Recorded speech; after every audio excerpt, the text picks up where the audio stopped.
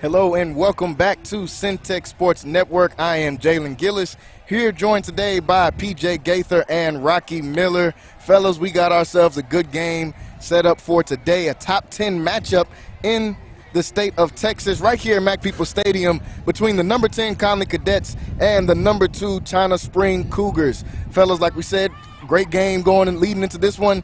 A little bit of a change up. There's not going to be a start at quarterback for Jelani McDonald for the Connally Cadets. So that's going to take back a little bit what the Connally Cadets have been used to doing so far throughout these first 3 weeks. But we know they're going to come out here, still try to get this W in probably one of their best last non-district games. So, fellas, when we talk about these keys to the game and this game today, PJ, what are some of the keys going to be for Connally today? Well, you know, going into the game, you know that you don't have your starting quarterback. So really just going into the game, man, it's going to be the running game for them. Yes. Honestly, their O-line is going to have to get some push. And we know that China Spring, their front line on the defense is very strong. They got a lot of guys that are very quick. You know, they all crowd around the ball. Mm-hmm. So it's going to come down to just Connally just executing everything when it comes to the running game. You're not going to be able to throw the ball as good as you have been.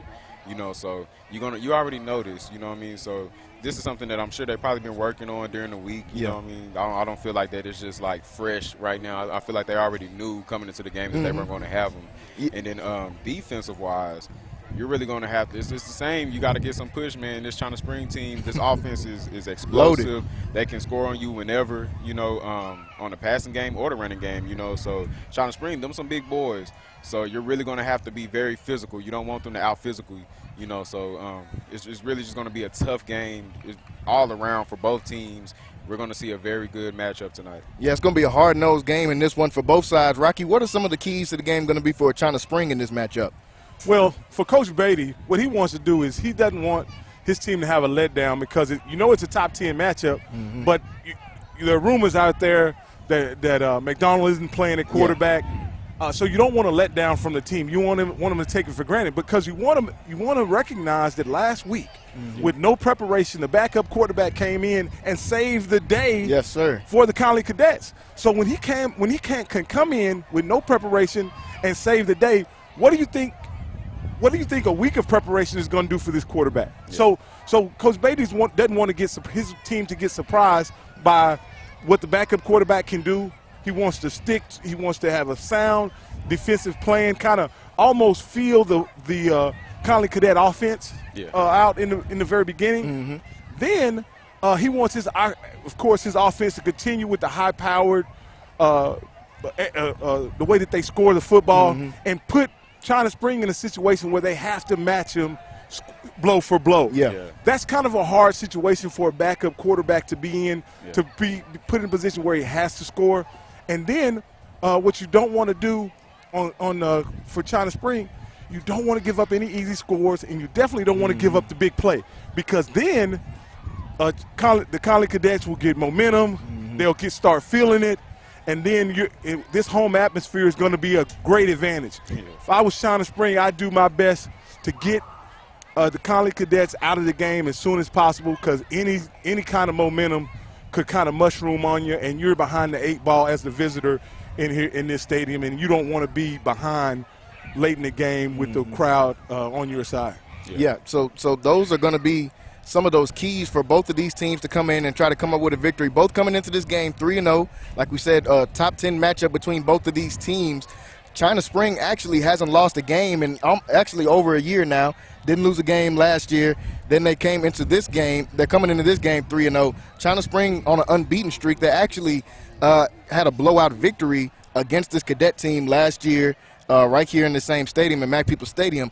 But before that, Connally has won the last 2 matchups before that. So both of these teams have kind of gone tit for tat back and forth between these two. So it's going to be interesting to see how they move forward going in that. I had an opportunity to broadcast the game with you last year. Yes, sir. And really what happened in that game was China Spring really played it close to the vest and let Connally make mistakes until the game got out of reach. It was not high level of execution or big plays by China Spring that blew the game open. It was just mistake after mistake after mistake. And then watching Connally play a couple of times this year, they really cut down on their mistakes. Their execution has been flawless so far. So let's see in the very beginning, is there going to be that big mistake by the Connally Cadets? And will China Spring avoid the big mistake? Those are going to be those big things when you talk about the mistakes. Like you said, they got down really early last year in the game because of some of those mistakes. They had a couple turnovers already backed up against their own short end zone. punts. Yeah, they made it very easy for the China Spring team. They're going to make them work a little bit more in this one. China Spring, like we said, has an explosive offense. They're coming off of a blowout win against Mahia in their last win out. Their quarterback, Cash McCullough, threw for 336 yards and 5 touchdowns last week. The receiver had 220. Trey Hafford had 224 yards and a couple TDs. He also had a 100-yard game the week before that. So this offense can be explosive, but so can this Connally offense be explosive as well. Yes, they're missing their leader and their quarterback, the Oklahoma State commit, Jelani McDonald, but they still got some more guys. We know they've got, according to 247 Sports, got the #1 player in the state of Texas. That's Kobe Black, the corner, coming in. They got a 4-star there. They've got Sibley, who's coming in. Let me see if I can get. Well, that's another thing. This is a game where they can lean in to Sibley. Yes. You know, the other games I've watched, they kind of featured Jelani, but this game they can feature Sibley. They can let him kind of set the pace for the team and then play off of what he can do, what he does on the field. Like I say, I think even though Jelani McCoy is not playing, it's a big loss, but I think Connally is well equipped to make this game very competitive and possibly even pull it out. Yeah, you know, the biggest thing we was talking about before the game was really with Connally, you know, you don't have your quarterback, so with this running game, and if they can execute it correctly, I really feel like they can make this game pretty close, you know what I mean? You know, just holding on to the ball, you know. It's teams that you play sometimes and they run the ball, just keep running, and next thing you look up, it's already halftime. Yeah, what you're talking about is Connally Cadets coming in with a strategy of shortening the game. Yeah, shortening the game. With the high-powered offense that China Springs has, if they shorten the game, right, it tends to make it more competitive. Yeah. It goes down to the end of the game, and then a play or two, and next thing you know, they have a victory. So, and you know, it looks like as they run out on the field, there's no loss of motivation. Yeah. They're ready to go. I'm just excited about this game. This is essentially one of the biggest games in Texas, and certainly the biggest game in Central Texas.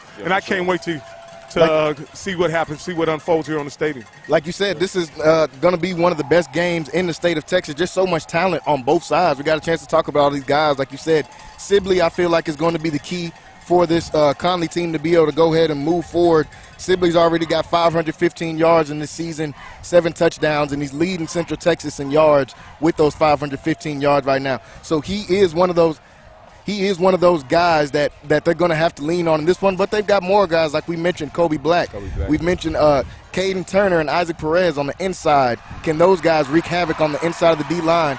Jamari Wiggins, the Sam Houston commit at safety. Can he come in, not only get some more touches on offense because there's going to be some more opportunities there, but can he come in and make that impact and sting on the defense like we know he can? So a few questions to be answered here, folks, tonight, but we know it's going to be a great game, a great football night here at Mac Peoples Stadium here in Lacey Lakeview, Texas.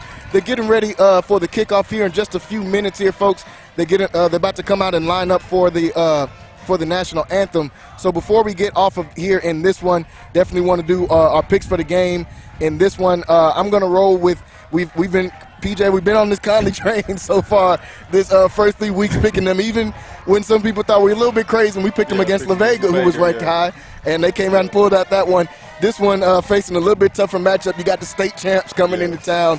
I'm going to roll with Connally in this one. A tough, gritty, hard-nosed win, try to grind that one out. I got to roll with Connally, man. It's tough because I know how good China Spring has been looking. I know how really good they are, you know. State champs. They state champs, so it's kind of hard. But I'm going to go ahead and just stay on the bandwagon, and we'll ride the home field advantage. We're going to ride the home field advantage. Well, and guys, as I look at this, I see you have a full strength state championship team coming into your place, and you're down a few players on Connally. I just think that's too much to overcome in this situation. We hope Jelani McCoy gets healthy soon, and maybe he'll get healthy soon. But in today's matchup, I have to go with China Springs because they're at full strength, and Connally somewhat depleted in talent tonight. So, folks, you heard it here. Those are the picks for the game. We got about 3 minutes till kickoff. Make sure you guys are going on to CentexSportsNetwork.com and subscribing on there. The first quarter will be shown on Facebook, but the rest of the game will be shown exclusively on the website. That is CentexSportsNetwork.com. Go on there and subscribe for free. Check out some of the other things we have over there on the website. Also, make sure you guys are following us on our social medias, Instagram and Twitter at Centex Sports TV. On Facebook, Centex Sports Network. Go in there and check us out and some of those things that we have coming to you. 2 minutes, just about 3 minutes until kickoff. We'll come to you right back after this short break.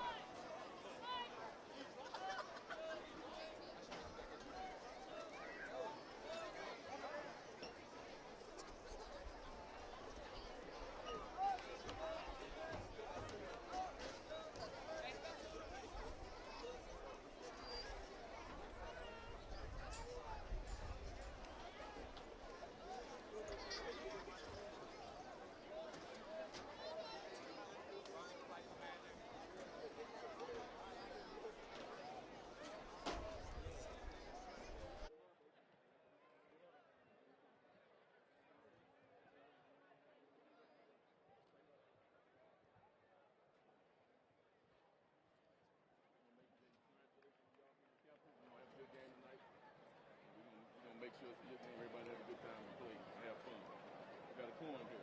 Let's head. Keep this a call. What you call it? Heads. We got heads in, we got tails in. I'm gonna let it hit the ground. Heads is the call. It's tails. What you want to do? Don't want the ball. The ball. Which way you want to kick? Don't want the ball. Kick that way. Play over. Now get in front of it.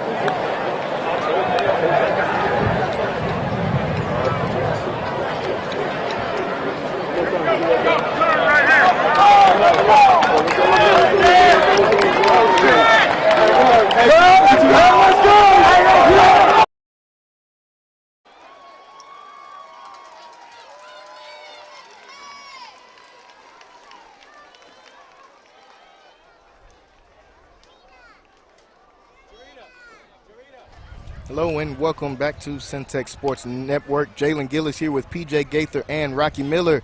We're getting ready for a great one here, fellas. Like we said, top 10 matchup between these two teams right here. If you got a chance to catch the pregame show just a few minutes ago, we got to talk about a few keys to the game in that one. And like we said, quarterback Jelani McDonald will not be in the game. So right there you see Shepard will step in and he will be the QB that will be holding on and managing this team for the night. It's really going to depend on PJ and Rocky, like we talked about. Some of these other guys for the Connally Cadets, we're going to have to lean in heavy on some of those guys going into this game, like a Sibley that you see back there. Really, these three guys that you see back to return this kick, Jamari Wiggins, Kiefer Sibley, and Kobe Black. I want to see what those three guys can do. Can they step up and make some difference here today? Yeah, also guys like Nobles. I'm sure we're going to see the three-back set that we was talking about during the beginning of the season. Our coach was saying that they were going to have multiple backs sometimes in the backfield. So I'm sure he's going to have a lot of guys switching in and out. Different play calls, but I don't think it'll be too different. But, we see a mistake right there. And ball on the ground, first play of the game, as that one looked like it bounced off the hands of the Cadets. And looks like China Spring is going to come out with this one. So we talked about those mistakes early in the game. Looks a little bit too similar, Rocky, to what we saw last year with the Connally Cadets starting off with some turnovers.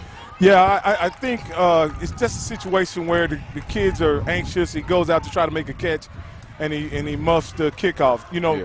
This situation right here is going to kind of set the tenor for how the first half will go, in my opinion. Yeah. If they can hold hold China Spring to 3 points, that's a victory, in my opinion, against that high-powered offense. But they're going to try to, I'm sure they're going to try to play for a turnover or maybe even stop him here.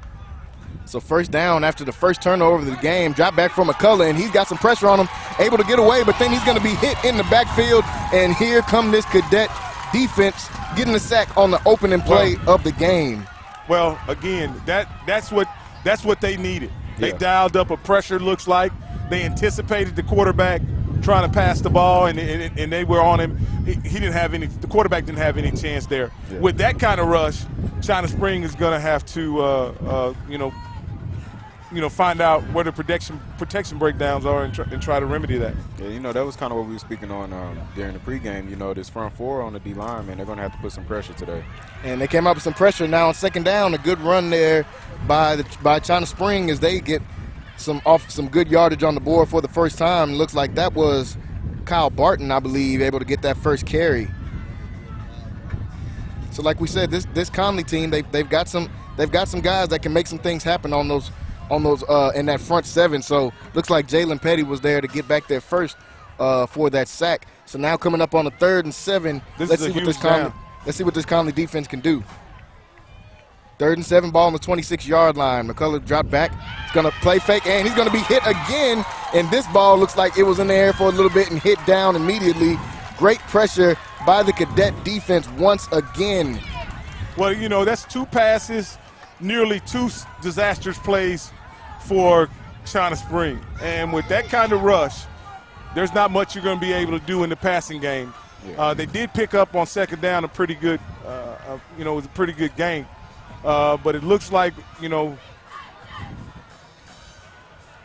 looks like this Connally team, they're going to be able to come up with that field goal that you said was going to be important to be able to try to hold them to that field goal in this first drive. And this one is up and through the uprights. Good kick right there. And China Spring is going to get the first points on the board. But you go back to the sideline, you don't feel as bad about that, giving up that 3 points, considering the situation they started in. Well, yeah, I mean, that's the best case scenario where they gave the football up at. However, you don't want to start, a minute and a half in the game. You want to start it down by 3, especially when you were receiving the football. But it looks like the Cadets put that behind them, and now they can almost restart the first half right here, and maybe they can catch the kickoff and get a good return. Yes, for sure. And really with the defense, man, this is a big victory because it just shows you that you can actually play with them. Going into the game, you're not probably sure, but this shows that you can play with them and get some pressure on the quarterback. So, honestly, man, for both teams, kinda it's a win a little bit. I mean, for China Spring, they're already up 3 up, so that's pretty good for both teams. Yeah, but in that situation, they were lucky to get 3 out of that because, they passed on first and third down, and it was tremendous pressure on both downs. So let's see how, China Spring adjusts to rush when they get the ball again. But right now, Connally Cadets are ready to receive the kick. So this one is up. It's going right back to Kobe Black. Catches this one with no problem this time, and Kobe Black's got some room. And Kobe Black will be brought down, looks like just past the 25-yard line. Kobe Black, a dangerous return, man. Had a kickoff return for a touchdown last week. Tried to get it going right there, and this is going to be the first time we get a look at this Connally offense. So like we said, folks, in the pregame, no Jelani McDonald tonight. He's on the sideline here, still encouraging his teammates, but he's in a boot. So Shepard is going to get the start at QB as you see him roll out here and try to get this offense going for the first time. First down and 10, ball on the 25-yard line. The Cadets will start out in looks like a 4 wide receiver set. And this one's going to be a handoff to Sibley. First play, he'll be hit down, no gain. I think he kind of slipped there, too, when he got the handoff. Looks like he lost a little bit of his footing. I fully expect China Spring to sell out on stopping the run. Oh, yeah. I don't suspect they'll make it easy on them running the football. But I think if you're Connally, you want to commit to the run in this situation with a backup quarterback. Yeah, still have to commit to the run there. Second and 10, ball on the 25-yard line, stay in the same formation. This one will be a fake, and this time the pass goes to the outside, but this one low towards the ground and wasn't able to get that one. Pass intended for the senior Rhodes, but he was not able to pull that one in, third down. Yeah, that was a pretty easy throw out there, but I think it's the excitement of the game, the kid's first start. He kind of rushed that. He could have taken his time getting the ball out there, but again, it's just a hitch route. I'm sure they're trying to get it out there so it won't get intercepted or anything, but this is to me, in this situation, you just want to have a positive play. And they give this one to Sibley. Sibley puts his head down, still moving to get some yards. He'll pick up about 5 yards, but it will be short of the first down marker. So we will see the punt team come in for the first time for the Cadets. And they're going to give this ball back to China Spring, see if they can come up with another good defensive possession like they did last time. I think those were pretty conservative play calls. And I think that was smart by the Connally coaching staff. Yeah, they definitely want to keep it conservative here right now. We'll also see a new punter, and that's Toby Terry in the game. McDonald is also the punter, kind of a jack of all trades for this Connally Cadet team. So we're going to have some trouble trying to fill in the holes. Looks like a good punt right there. And this one is going to bounce and pick up a couple extra yards. It'll be down to just short of the 35-yard line. So China Spring's going to come out and have to go the length of the field this time instead of starting out with a shortened field like they did on their first time out. 8:59 is what they'll say will be left to go here in this first quarter. We've already seen kind of a little bit of crazy action here in just the first couple minutes, and now here comes this China Spring offense for the second time. Yeah, they won't have the benefit of field position here, so let's see what'll unfold. First down, looks like they're going to try to hand this one off. This time he's got some room to run. Good play right there made by Wiggins, able to get the ball carrier down. That's Barton again for a few yards. Looked like that was a low snap. He was lucky to get that back up in the running back's belly.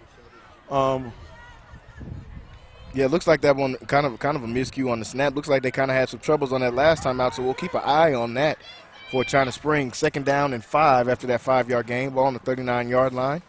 4 wide receiver set. They're going to give this run right back to Barton. Barton makes a cut, and he'll be brought down after a gain of a couple, still short of the first down marker. It looks like about 3rd and 3 coming up. Looks like we got a man hurt right there. It looks like he'll be okay, and that's Rhodes.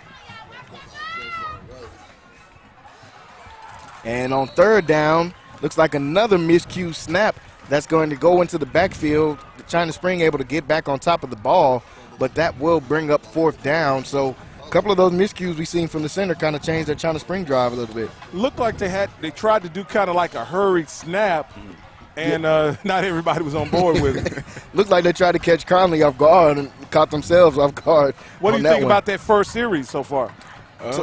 Honestly, man, I mean, we've seen both teams make mistakes right now, and they kind of hurt both teams. But honestly, from the Connally side, it's 2 wins on defense right now. With the offense right now, they're just going to have to try to figure it out. I really do like how they were conservative with the plays. So really, we're going to see how when they come out right now how they're going to do. Yeah, and interested to see how long does Connally stay conservative with the play calling. You know they're going to try to get a heavy dose of the run game. But how long do you do that before you try to take your shot somewhere in there? Not sure how many shots they'll take with the backup QB in with Shepard and the QB. I'm sure after a while, man, they're gonna go ahead and try to take a chance down the field. With this China Spring team, man, if they keep on continuously stopping the run like they did on the first drive, you're going to end up having to take a chance, So. Well, like I said, I think they're sold out on the run, but I think you can't. At this point in the game, you're just down 3-0. Yeah. Connally has to go through their full repertoire of run plays before they try anything else. New ball carrier right here with Nobles, and PJ, we talked about him a little bit in the pregame as Nobles picks up a good game. Yeah, Nobles another guy, in that week 1 game against Mejia, he had over 100 yards, so we know that he is capable. So I'm interested to see how he can get motion in with the offense as well. So this is one of the things about when you're down a player. When you're down a player, it gives everyone, of course you're down, but it gives everyone else an opportunity to step up their game. And now we're going to have kids get opportunities that probably those opportunities would have went to McDonald, but now we'll go to some other kid. So Nobles, after the 8-yard gain, they're going to give it back to him. And Nobles this time looks like he'll get hit at the line to scrimmage. Doesn't look like he really gained. They'll see what they'll call, and believe it's going to bring up a third down and short now. No, they're going to say first down, move the change. So a good first down right there for the Cadets, their first one of the game, and that's provided by Jonathan Nobles. Now again, this is where sometimes I think coaches get cute. But I'm gonna say stick to the run. You keep bopping them in their nose, and maybe you'll pop one through there for a big run. But I wouldn't change up anything. If I can get first down on 2 plays, I'm gonna stick with that. But coaches like sometimes to get cute and try something. First down and 10, ball on the 32. Now they're gonna try to go to the cute play, and this one is going to be a catch.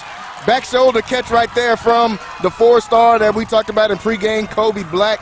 Makes another play right there. Good throw there by Shepard, and there goes the cute play that you got to talk about there, Rocky. That's what I think. You get some positive things happening.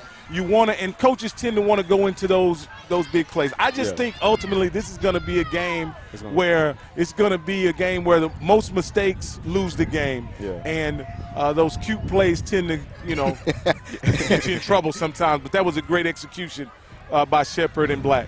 Kind of like what you were speaking on during the pregame, really coming down to execution and momentum. Yeah, the execution is going to be huge for both of these. Sibley with the big run. Here goes Sibley on the sideline. Can he get all the way? He's got one man to beat. He stays on his feet, and he'll walk into the end zone. Touchdown, Cadets. Kiefer Sibley gets on the board. First touchdown of the game.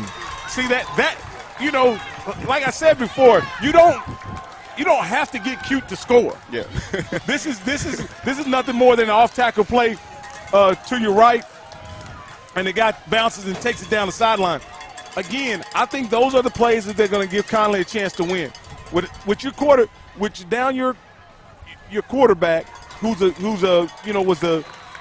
literally the main cog in your offense. Yeah. You're going to have to make it a little conservative.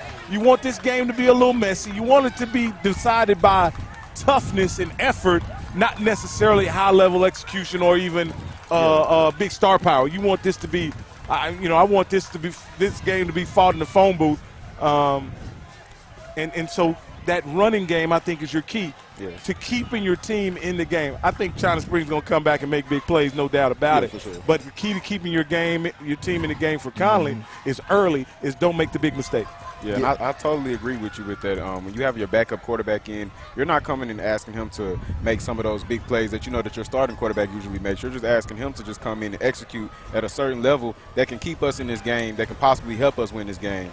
So it's all about going to your big stars. You got these big names, these 4-star products, 3-star products and everything. Those are the guys that's going to have to show up. We've seen Kobe Black with the catch right there. So those are the players that we're really looking forward to seeing and make these big plays, but also have the backup quarterback make certain plays also that's going to help to put the team into a winning position. Just that back shoulder throw that we got to see on the sideline there from Black, that's all you need from this quarterback to be able to come out and get a W in this game. No need for him to go out and throw for 400 yards as Connally kicks this one out of bounds. See, this is another special teams miscue. Yeah. It doesn't seem big right now, but at the end of the day, you're going to get the ball, on the 35-yard line. A guy, you have a 15-yard pickup, and the team's already at midfield. So those kind of things, you continue to make those mistakes, it makes the game so much easier for China Spring. And I guarantee you, with the firepower that China Spring has, they don't need any help scoring the ball. They need to go they need to go the entire field whenever they score. I know that's what Connally wants. And so we'll start here at, at the 35-yard line? Yeah, so looks like they're going to start.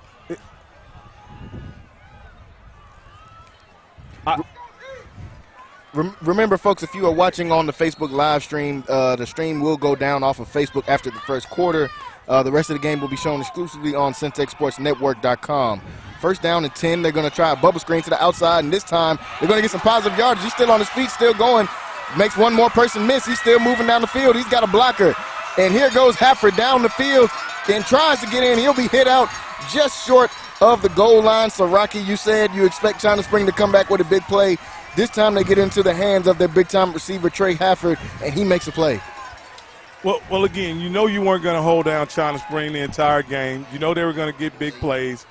They were having trouble in the passing game, and this is a great adjustment by Coach Beatty and his staff. Instead of going with the drop-back game, they went with the quick game and just went outside for a quick screen, and Hafford makes a play and almost scores here.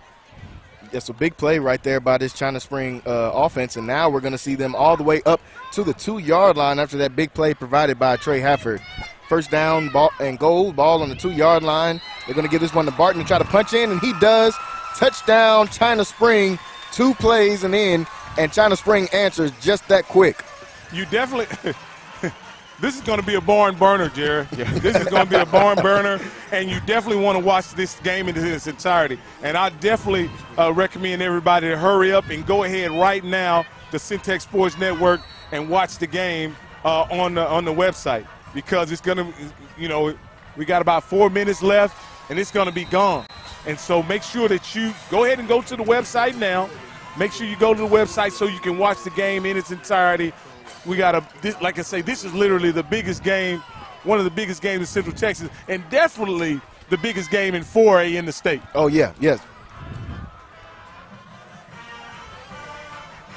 So you see this China Spring Cougars team able to come back out and respond so quickly. Those are some of the characteristics of this team that got it outside here and play here. Looks like Hafford just makes one move and shows it just and kind of trucks the guy, yeah. And then shows off his speed, man. Again, that's just a player wanting to make a play, and China Spring, responded to Connally's score with a big play.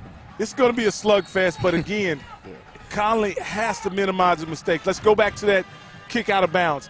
If it's at the 20, right, then he's at the 13, and then they have a chance to stop him for a kick or something. But when you get it on the 3-yard line, 1st and 3, it's tough keeping him out. So now, quick back and forth. We've already seen 3 scores in this game so far, folks, and we're only 4:40 into this. We only have 4:40 left in this first quarter, still early in this one. And both of these offenses showing that they're dangerous for a reason. China Spring showing that poise of a state champion that you would expect to see. And we saw this China Spring team go down big against Melissa a couple of weeks ago, PJ, and able to come back. I think they came back from down 20 in that 4th quarter. So we've seen this China Spring team has got a lot of guts and got a lot of those things that makes you a state champion. They showed it on that last drive.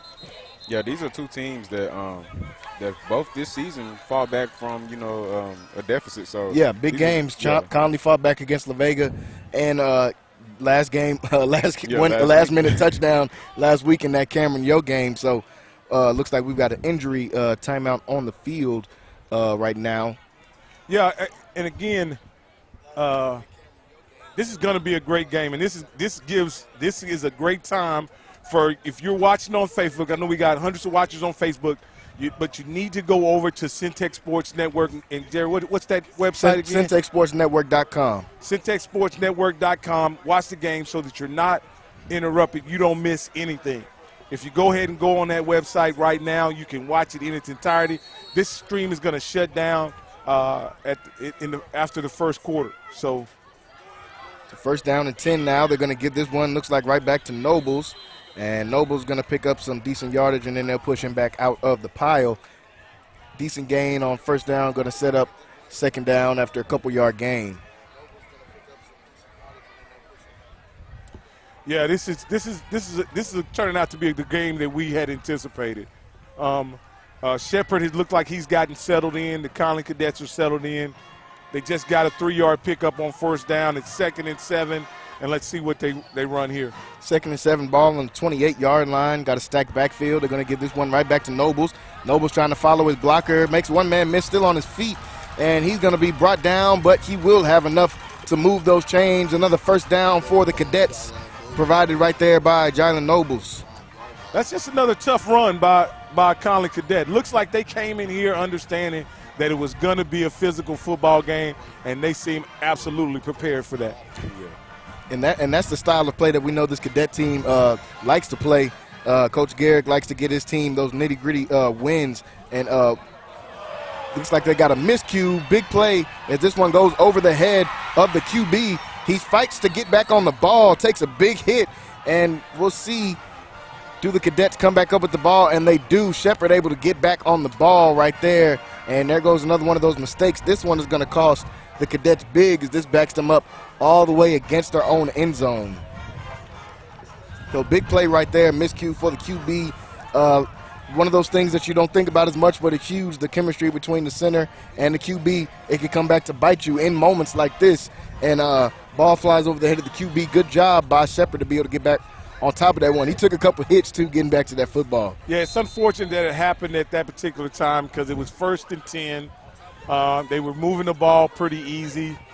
It goes over the player's head, the quarterback's head. The ball, they did a great job to avoid getting the safety in that situation. And so it's just unfortunate. Yes, unfortunate, like you said, that the ball just went over his head. Good job by Shepard, like you said, to be able to get back on top of that one. But it looks like just kind of a miscue between them right there. You see, kind of goes over the head. And the center could just be used to hiking it to McDonald, who's about 4 or 5 inches taller than Shepard is. So that one just kind of flew over his head on that one. Like I said, you saw Shepard pick up a couple big hits. Connally calls this timeout now, and you kind of have to change what you're going to do now. Now you just want to try to get some positive yardage to be able to get a decent punt off to where you're not punting out of your own end zone, and then get ready to get back on defense, honestly. I am monitoring the comments on the Facebook stream. Looks like we have quite a few Connally fans that are engaged here, but I want to remind everyone, this is going to shut down after the end of the first quarter. Go ahead and go over to CentexSportsNetwork.com and watch the game in its entirety. Second down, ball on the 3-yard line. They're going to give this one to Rhodes. Rhodes is going to get a little bit of positive gain out of this one. Is going to back them up a little bit out of their own end zone. But that's going to be 3rd and long still after a pickup of about 6 yards. Rhodes looks like when he got his hands on the ball, he has a little juice. Again, this is my first Connally game that I'm broadcasting, and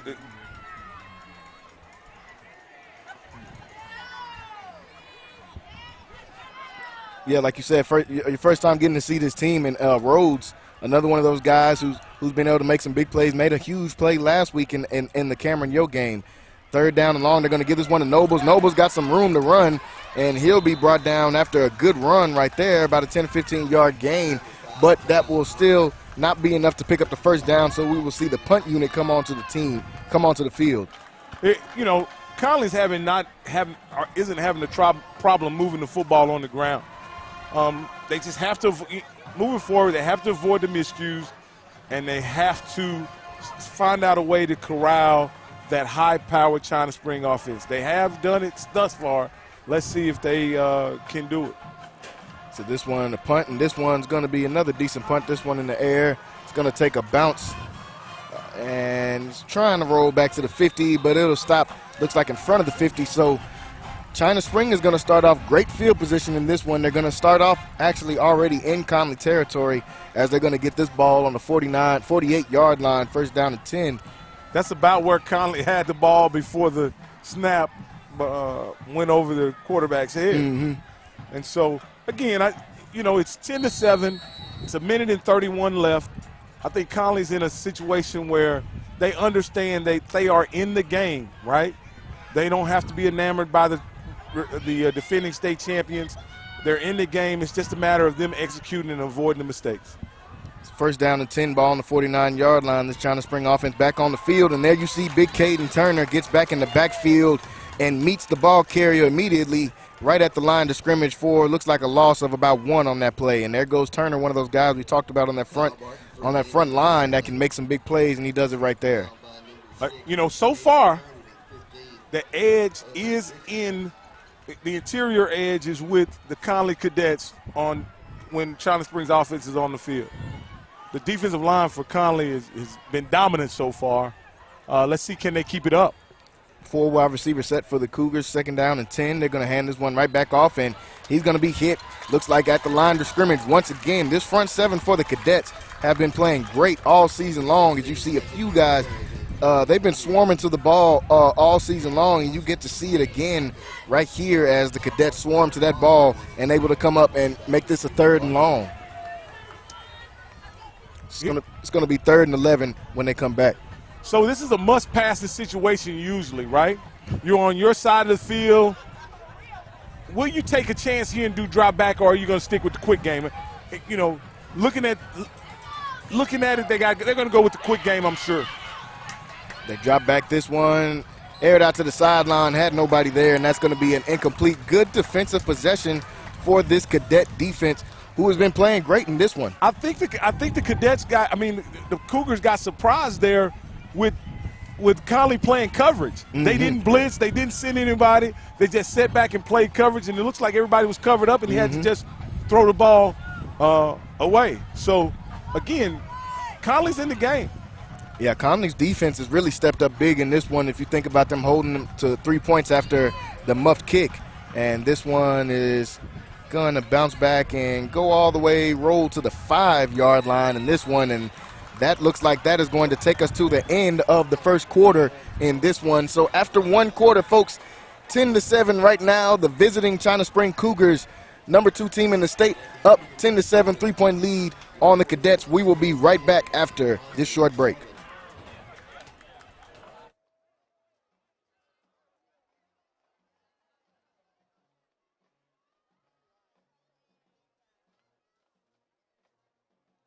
Hello, my name is Roy Gillis, CEO of Lighthouse Streaming, and you're watching Centex Sports Network.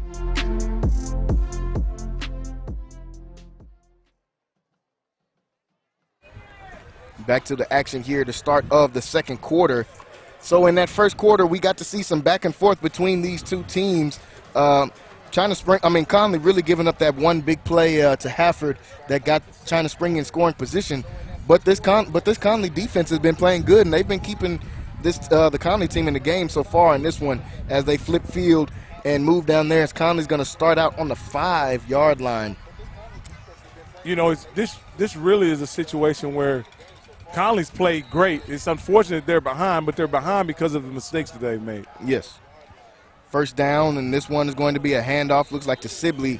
He'll pick up a gain of a couple on that one as they get the ball back to him. Sibley, we've already seen with a touchdown so far in this one. And they've got a few different ball carriers. We've seen so far Rhodes has got a touch. We've seen Nobles get a few touches in this one. So it's going to be a running game by committee in this one when you're losing, like we said, the QB in Jelani McDonald.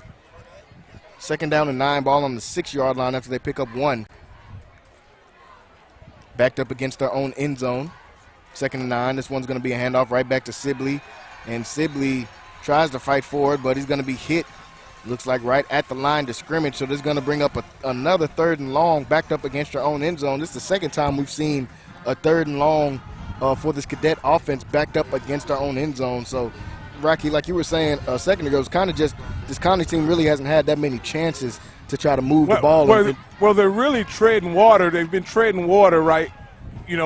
Other than the drive they had that scored, they've been kind of treading water, trying to stay out of their own way. Yeah. And so they've done a good job with it. But how long do you keep playing this way before you make the big mistake or give China Spring a huge advantage? Yeah, and that 3rd down right there, 3rd and long, this is going to be a stop after the pickup of about 1 yard there by Sibley. So there's another punting situation. This Connally team backed up against their own end zone. This time they're going to punt and give this China Spring offense the ball back. While we have a quick break going into this punt, while they're getting the punt unit out here, PJ, what are some of the scores from around some of these big games in the state of Texas? Well, one of the teams, Stephenville Yellow Jackets, that's in China Springs District, they have a close game right now, 28-28 against Abilene Wiley. That was a game that we spoke on the podcast that I really felt that was going to be a very good game. And then we got Waco La Vega versus Lorena, down 7-0. And it looks like on the punt, this one is going to be hit. The punter was not able to get the ball off, and they're saying touchdown for China Spring as China Spring recovers in the end zone right there, and that's going to be 6 points for the visiting team. Rocky, like you were saying, kind of right before there, that big mistake, and it kind of came back and bit them right there. Yeah, again, I think Connally is in a situation where they're down by – looks like they're going to be down by about 10. And, the bad news is that they're down by 10. The good news is that they can compete with this team, and everything that, other than the long pass play, Connally's given them pretty much everything that they've gotten so far. They actually lost yardage on the first drive of the half, first drive in the first quarter, and got 3 points. And then here, the kid ends up bobbling the snap, and China Spring falls on it. Now, everything is a chain reaction a lot of times. This sequence really started with the snap going over the quarterback's head. That's what started all of this, because it pinned Connally deep in their territory when they actually had the ball near midfield. They exchanged the ball. China Spring and Connally exchanged the ball a couple times. Then you end up. But I go back to that punt, right before the end of the first quarter. Roll back to the 5. I think the kid got it. The kid has to get the football in advance as far as because you don't want to be in the shadow of your own goalpost with a backup quarterback. I'm just going to be completely honest with you. You don't want that it came back to bite him in that exact situation. You get your backup QB, like you said, backed up against your 5. He doesn't turn the ball over, but then you put your backup punter in a situation to back up. I didn't even think about that. You bring up a very good point. The quarterback is a backup and the punter is a backup. So they've put those guys in some really tough situations. And it looks like this one, Sibley's going to have to return this one. He thought it was going to go into the back of the end zone, and Sibley makes a few people miss. Great move. And I see there's a flag on the play, but at the end of the day, that's a great play by Sibley. Yes. But I think he should have caught the ball. I think he thought that one was going to go out of bounds once again, and the ball didn't get much air, and it bounces straight up in the air. Now you've got a situation where you've got to, like you said, try to return it from the 1 yard line right there. He did a great job, but some laundry on the field. We'll see what they call here. It's interesting. Like, I know it's frustrating as a coach. You prepare all week. You set the expectations for your team. They're coming out here. They're executing. You're seeing the things you want to see. And then the miscues in the kicking game is really what has you behind the 8 ball.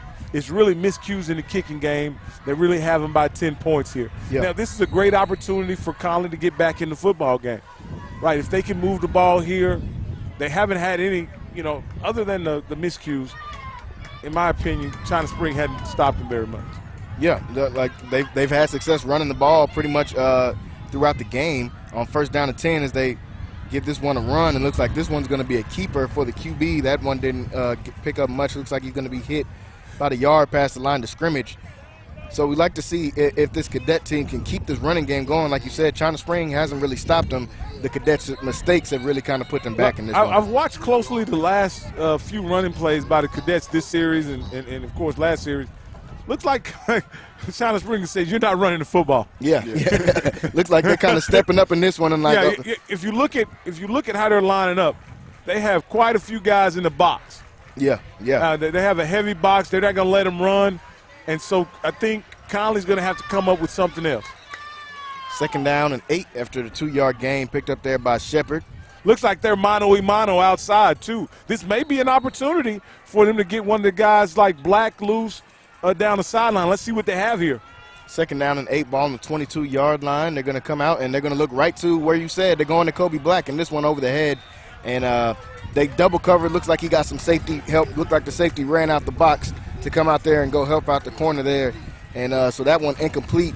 They saw the same thing, but couldn't get hooked up there. Looks like the safety was shaded over toward Black, which that's a smart tactic by China Spring. Yeah. I think it's smart to have a safety over the top of Black. Yeah, Black, who's already made a big play in this one, know he can be dangerous. 3rd down and long. Once again, 3rd and 8 now. Ball on the 22-yard line. Conley's going to come out, 3 wide receivers. They've got a man in motion, looks like Nobles. They hand this one to the man in motion to Nobles, and he's going to be hit immediately at the line to scrimmage. Couldn't get any positive play out of that one, and looks like they're going to be another situation where they have to send out the punting unit, and not backed up against your own end zone, but you're still backed up in your own territory.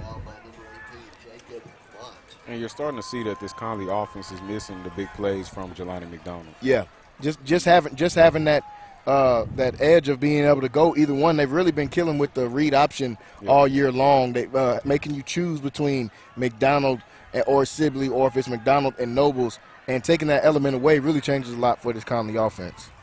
Yeah, they're missing McDonald, no doubt, but the miscues in the kicking game is really what has them behind, guys. I think that the team has really been playing tough, really been playing really tough, and I just think the miscues in the kicking game is really what has them behind the 8 ball. It would probably be closer to 10-7 or a tie ball game if it were not for the kicking game miscues. But again, Connally still has a great opportunity here. They're not, it's they're just 10 points down. They have been largely the more physical team, and let's see how it goes from here. They definitely need a big kick here. So Terry back out there for the punt this time, and this one gets off just barely. The China Spring team looks like they were going back to get that one again, and this one is going to get a little bit of an extra bounce. It's going to push them back into their own territory, but they're knocking right on the door of Connally territory when this Cougar offense comes back out onto the field. And like you said, those miscues in the kicking game have really been what's determined the outcome of the score right now. If you take away those miscues, I think it's 7-7 ball game, because they gave them those 3 points at the beginning of the game. They just literally gave them a touchdown in the end zone on a punt. So if you take those away, it's a 7-7 ball game, and let's see if Connally can come up with another stop. Let's see if defense can really set the tone and reestablish field position. As you see they do right there, is Turner able to hit Barton right away. Once again, Turner really having a big push so far in this game. See some laundry on the field. We'll look to see which side this is going on. It looks like he gave the gesture of holding. I'm not sure. We'll see what he calls here.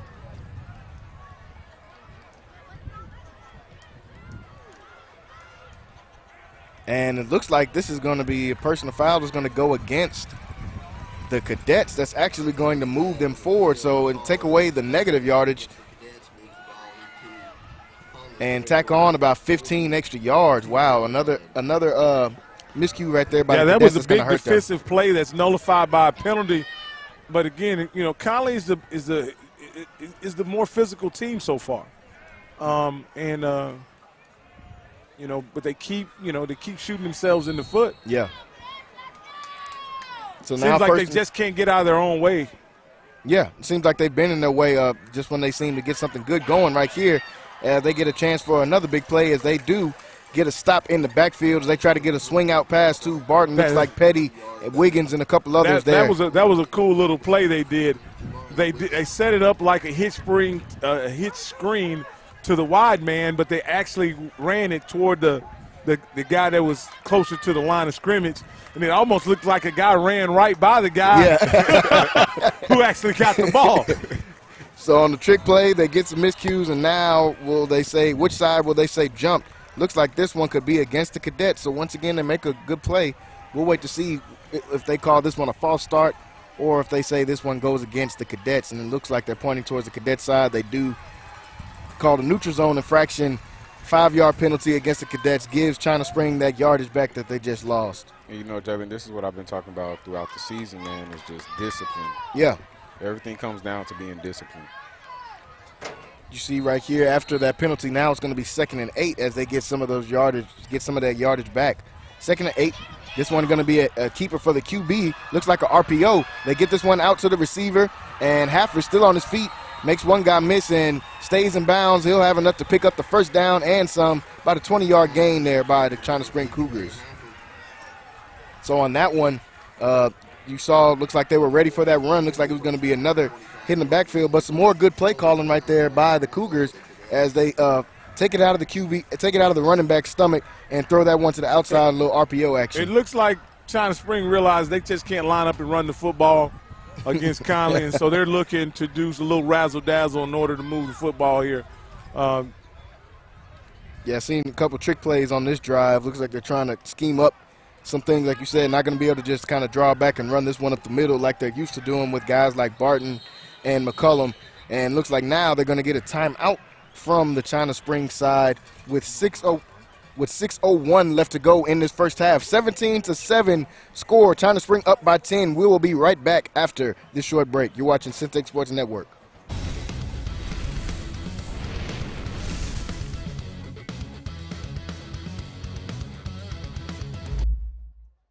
Waco High, they have these pictures of when you go to college or whatever, and you take these pictures, your freshman year and send it back to Waco High, and you would walk through this hallway, you see Curtis Jones, and you see Jay Johnson, you see DeGrade and all these guys walking back down. I mean, everybody, you walking through, you like, man, I'm gonna be up there one day.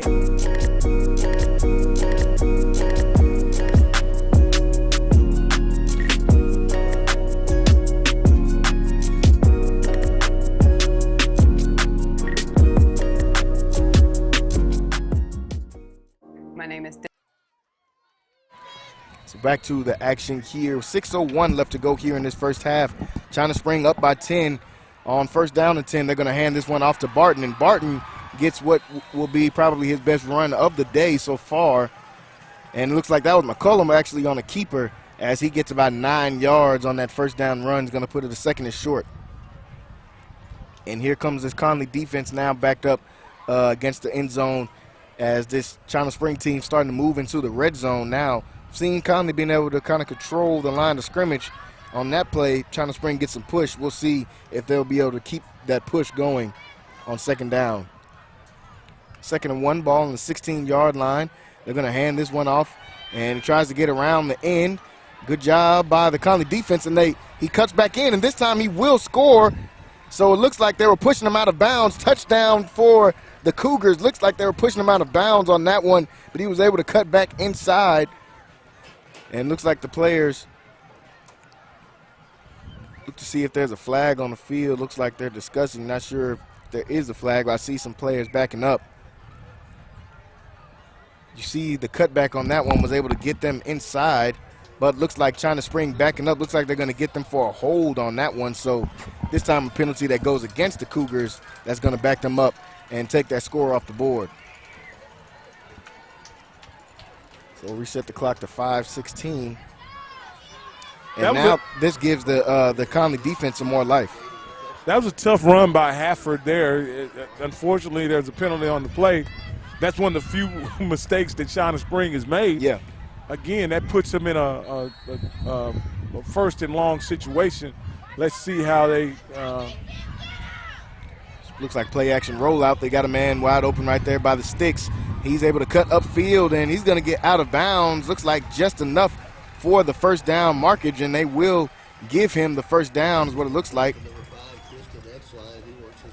And looks like they're going to mark him. Are they going to pull the chains out? Looks like they're going to mark him just at the line to gain, and they'll say first down, move the chains forward. So on 1st and 16, able to pick up a first down after that play action rollout. So first down and 10 now, the ball on the 15-yard line. This one is going to be a handoff up the middle, and he'll be stopped after a pickup of about 4 yards on that one. This quarterback seems like a good little operator. He's not he's not the runner that Major was last year for China Springs, but looks like he's pretty steady. Steady Eddie. He's able to make, every throw that they've asked him to make, he's been able to make it. It seems like he makes the right decisions, not only in the RPO game, but in the but when they drop back to pass. So let's see, Second down and 6 now after that one, and McCullough's going to let this one go towards the end zone. That one will be incomplete right there. Looks like Wiggins had coverage on that play. Incomplete, and that's going to bring up a crucial third down for the Cadets as they could come up with the stop right here and potentially hold the Cougars to a field goal. And right now in the situation that this Connally defense is in, this China Spring offense is already in the red zone. So if you're able to come out with letting them get 3 points, I mean, that's kind of a win. You don't want to go down going close to halftime right now, 24-7. You would rather be looking at 20-7 than 24-7.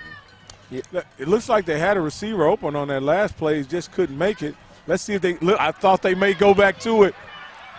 And this time looks like they went back to it. Had a man look like open, but was not able to get the ball there. I think the QB might have had some. Looks like they ran a similar play. Instead of throwing the inside route, they threw the outside route on that. But the inside route was open on the first play. It just looked like he sailed it over his head. Yeah. Looks like he couldn't hook up with his receiver on 2 plays in a row right there. That's going to bring up 4th down.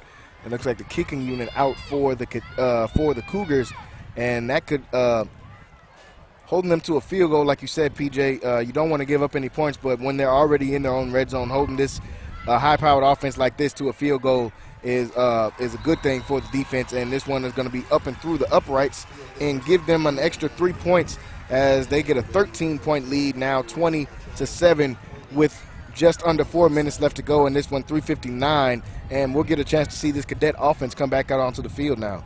Yeah, I really want to see this Cadet offense kind of throw the ball, try to take some chances. You don't have to take extreme chances, but just try to take a chance down the field. We really haven't seen them pass the ball down the field since the back shoulder pass. Yeah, they haven't really tried anything since that last back shoulder throw, and. Well, like you said, we'll see if they'll be able to try to stretch the field a little bit. They've had success in the running game throughout this game, but they've been backed up against their own end zone so many times. It's hard to really – it's easy for China Spring to stack that box and just kind of dare you to throw the ball in that scenario. So if they can get decent field position after this kick, interested to see how Coach Garrick will draw it up for that offense. This is a chance, like in the first half, I think Connally needs a big play. And this is kind of tough. With Jelani McDonald out, who do they go to for the big play right now? Yeah, and that's going to be the question that this offense is going to have to answer. They've got a couple big play guys like we've seen, and you have to get on top of the ball. It's a kickoff, and that one bounces around, and looks like the Cadets were able to get on top of that one, and they do, but very risky play once again, fellas. I'm not sure what's been going on in the special teams, but special teams just hasn't been locked in so far in this one. They just haven't been able to get that kickoff quite right. Almost gave the ball right back to the Cougars. Looks like they were thinking almost like it was a punt and the ball could bounce. You can't let the ball bounce on a kickoff, as you see there. The guys just kind of standing around the ball, but you have to get on top of it in a kickoff scenario. That all comes from communication. Yeah. You got 2 guys right there. Someone has to communicate, hey, I got it. Yeah, somebody has to call the ball out. It looks like just wasn't ready on that one. Let's see if this offense can get some things going now after some of those kicking game woes. In my opinion, you never can be timid on the football field. Somebody has to be aggressive and go out and get the football. So Sibley gets the handoff, and on first down, he'll be hit in the backfield. right away, as looks like this China Spring team, like you said, starting to stack that box and kind of daring this Connally team to run the ball, which is what you expect against the backup QB. Yep, it is. You know, again, they're going to make it tough running the football, right? But when you crowd the box, there are opportunities for big plays down the field. The question is, can Shepard take advantage of the big plays down the field? And that's been the question so far in this one. Like we said, they've got one hookup to Black on the outside so far in this game, but they're going to need some guys to make some more plays. This one going to be another handoff to Sibley, who's going to be hit for another loss of yardage. Once again, another high snap that almost went over the head of Shepard. He had to jump up and get that one, was able to bring it back in, but another loss of 5 right there, so it's going to be a 3rd and long once again for this Connally offense. 3rd and 14 is what they'll say. They're blitzing on the outsides. There's not anything outside that's available. You're going to either have to run it in between the tackles or throw it over their head at this point from the looks of it. China Spring is fully committed to not letting the ball get outside, and you may have to just go deep with the ball and see what happens. So it looks like they're going to try some wildcat as they put Sibley in at QB. Looks like Sibley wasn't expecting the ball, able to catch that one, and now Sibley tries to cut it upfield, but he's going to be hit down after a short gain. Looks like another miscommunication right there as they tried to switch up some of the play calling and get Sibley in a QB for a direct snap, but a miscue again. That's a great adjustment. So they're not letting you run outside, right? So what you do, you spread it out and pretty much run the quarterback counter up the middle where there is not as many players. You know, you get it blocked up inside, you make you break a tackle, and then the wildcat back is into the secondary. I think that's a great adjustment by the Connally cadet coaching staff. Mm-hmm. We're probably going to see a lot more of that either in the second half or later on in here in the first half. But I love the cat and mouse game of trying to take away things from an offense and then like to see an offense make an adjustment. And I think that was an adjustment to the blitz coming from the outside. And so China Spring used their second timeout of the half after that one, and looks like they're going to try to get this one back, as what they call that timeout, and try to see if they can move down the field more on that one. And like you said, I think we're going to see more of that kind of wildcat, maybe direct snap offense. PJ, we were kind of talking beforehand, seeing if we see some of that. Are they going to come out and try more wildcat or some other things to try to switch up how they can move the ball for this offense? Decent punt there by Terry as he gets this one out of bounds. Looks like just at about the 30-yard line. So with about 2:12 left to go in this first half, China Spring's offense back on the field. And if you're Connally, you still feel confident sending your defense out there because they haven't given up too much still in this game, even down when you're down 20-7. Your defense hasn't given up a lot of yardage still in this one. PJ, do you worry about the defense's fatigue after being out so many times, so many 3-and-outs? Do you worry about fatigue here as you're winding down the first half? Yeah, absolutely. Just because the offense really hasn't been able to really just get too much, ever since the drive that they scored on. So eventually it's gonna cost them maybe, if this offense doesn't get stuff moving. I mean, the defense been out a lot, and like I was saying before the game, also this China Spring team, them some big boys, so eventually that weight weighs down on you whenever they're just constantly just coming at you the entire game. So yes, that should be something that I'm sure that Coach Garrick is going to look into. Definitely, also with the miscues on special teams. Yeah, and I think they've already kind of tried to address that. A lot of their guys play both sides, like we see a lot of guys do in 4A football. And this pass looks like it's going to be completed on the sideline there after McCullum gets a good run and then gets a good pass right there for 9 yards. We usually see a lot of these guys playing both sides, but looks like they've had a lot of substitutions on defense. They're trying to keep some of those guys fresh. We might see more of them playing both sides as it gets closer to that fourth quarter, but for right now, keeping a lot of substitutions in to try to address that. 2nd down and 1 now after the pass and play. McCullough drops back, deep ball. He's got a man. This one is going to be caught as he gets hit down inside of the 10-yard line. Big hookup right there for this China Spring team as they get this one to X-Line, Tristan X-Line, another big-time receiver they have here for the Cougars. They move this one down inside, deep inside Connally territory as the ball is going to be on the 5-yard line after that complete pass. Yeah, he uncorked that one and let it go. That was about 50 yards in the air. Just a great route and a great throw. They probably have tried that several times, but the rush has gotten to him. Yes. I think that the fatigue you were talking about kind of showed up there because he had plenty of time to throw the football. Yeah, he had a good pocket right there and plenty of time to throw. They give this one to Barton, and Barton tries to fall into the end zone, and he does fall into the end zone as Kyle Barton now joins the touchdown party, gets in the end zone.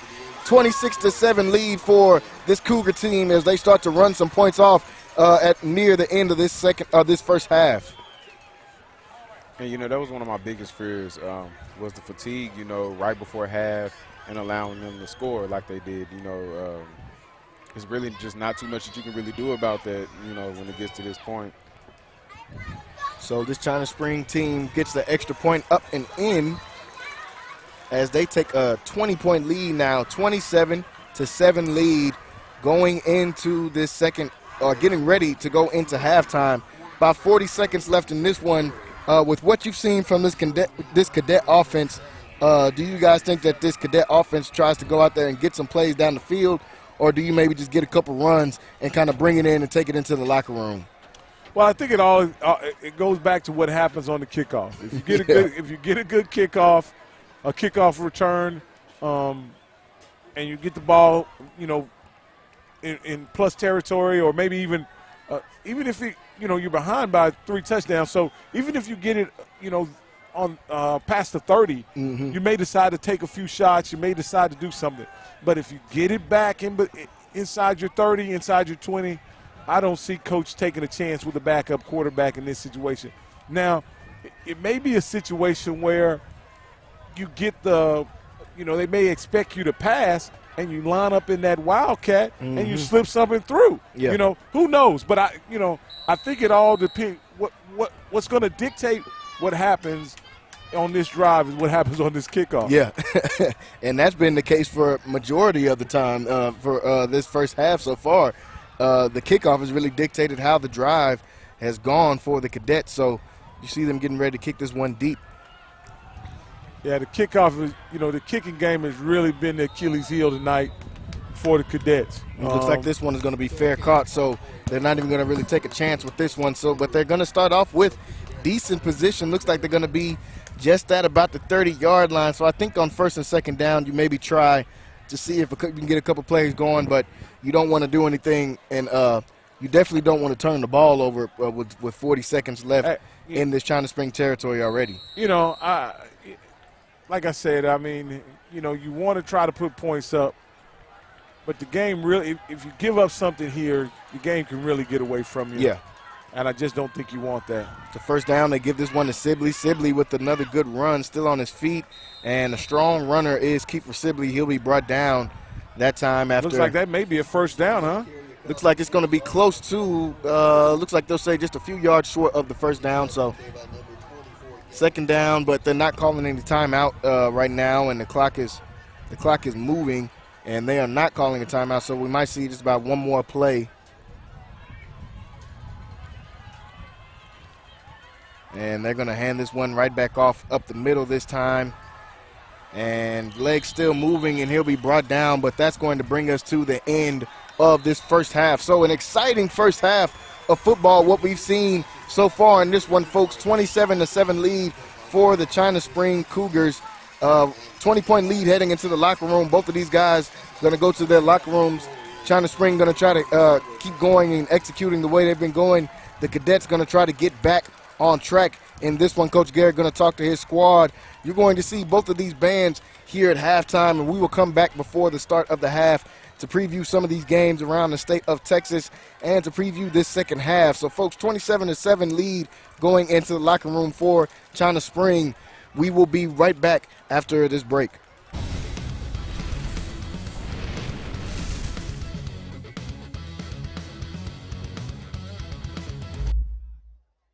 My name is Debbie Kimbrell. I am the administrative assistant here at Anderson Chapel. I also work as part of the media ministry. It was great working with Lighthouse. Everyone was very professional, came in to do video recording and streaming for a conference that we hosted here on time. They did what they needed to do, was seamless and transparent. It was great. And feedback, everyone was impressed. So it went out, it was a conference level, so a state level event, and everyone was impressed with the product and the result. We got the DVDs too, which people purchased, and they were impressed with those. It was great overall.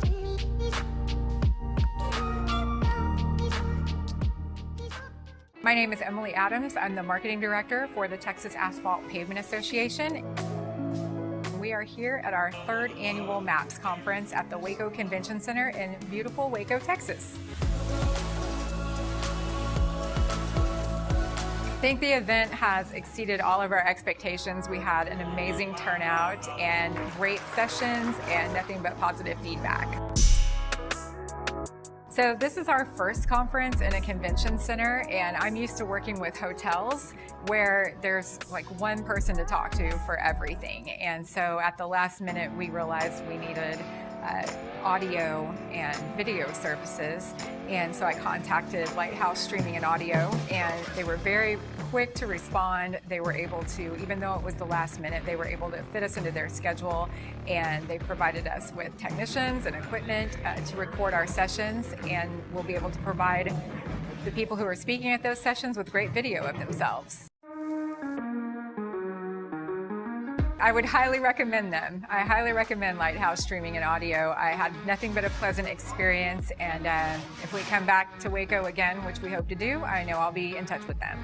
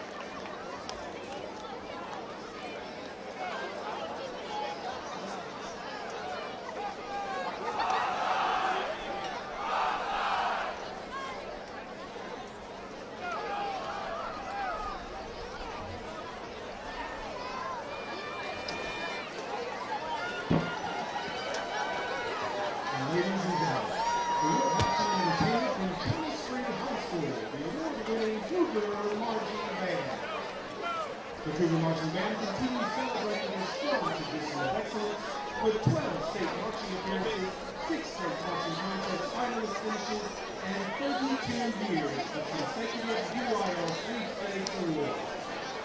There are so many good students in our band program, and each week we make scholars who select weekend students for all of their hard work.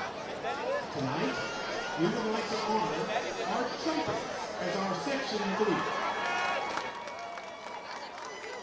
Freshman of the week is a student who, although they are new to the program, they worked hard to distinguish themselves amongst their class. This week's freshman of the week is Lily Thornton. Congratulations, Lily. This week we would like to celebrate one of our trombone players, Edie Connor, as our upperclassman of the week. Edie is a shining example of a fantastic student in every activity she is involved in. Congratulations, Eden, tonight. Under the field direction of drum majors Caitlin Dickinson, Thomas DePace, Kennedy Tuttle, and senior head drum major Allison Martin, the Cougar Marching Band will perform our 2022 production entitled Too Bold for Me Go.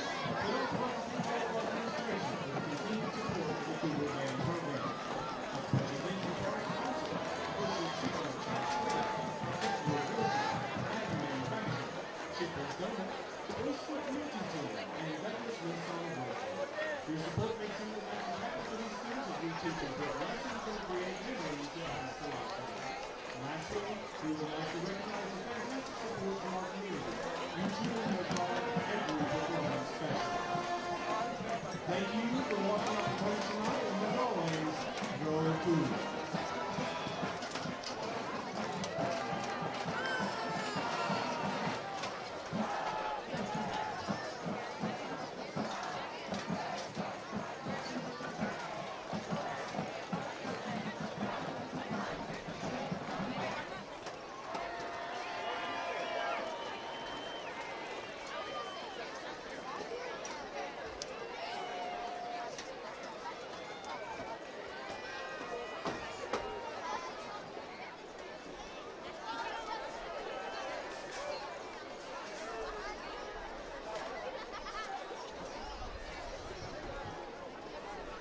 Please direct your attention to the center of the field as we welcome the 2022-2023 Connally High School Blue Angels.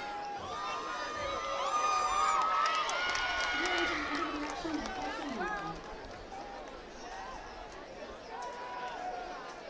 Captain for the Blue Angels is Destiny Gonzalez. Co-captain Amaya Broyles. Co-captain Tiasin Porter. And social officer Marjorie Anderson.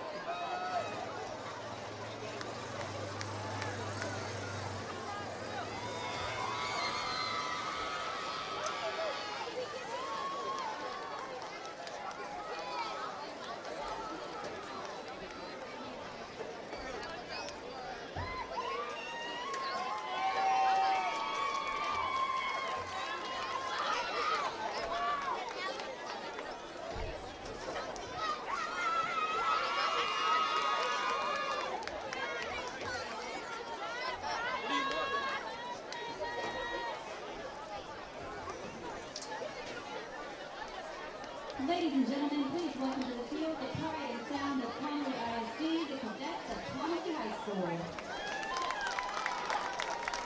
The Cadets are under the field direction of drum majors Rainique Guardiola and Grace Setterfield. Band directors for the Cadets are Lee Smith, Flip Ladd, Grant Salter, and Michelle Castelli. The section of the week is the Flutes. Section leader for the Flutes is Tanya Medina. The Cadet Band would like to thank our corporate sponsors, Members Choice Credit Union and Eddie Ray's Smokehouse.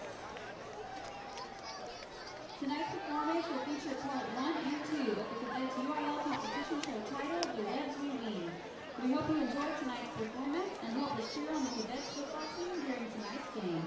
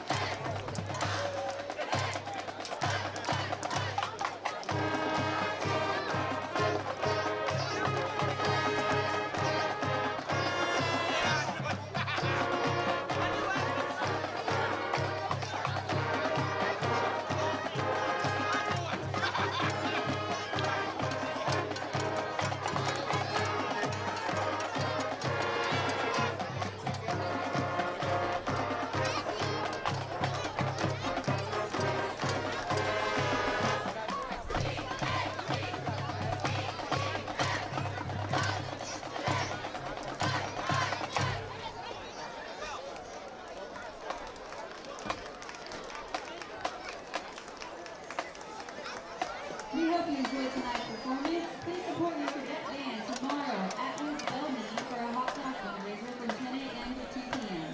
We would also like to wish the China Spring Band a successful marching season.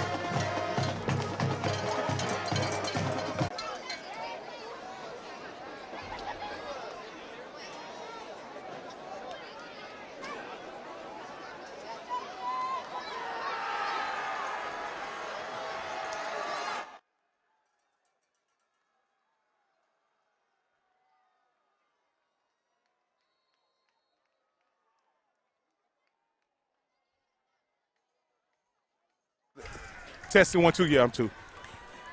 Back to the action here, folks, as we're getting ready to kick off the start of the second half. Hafford has the ball.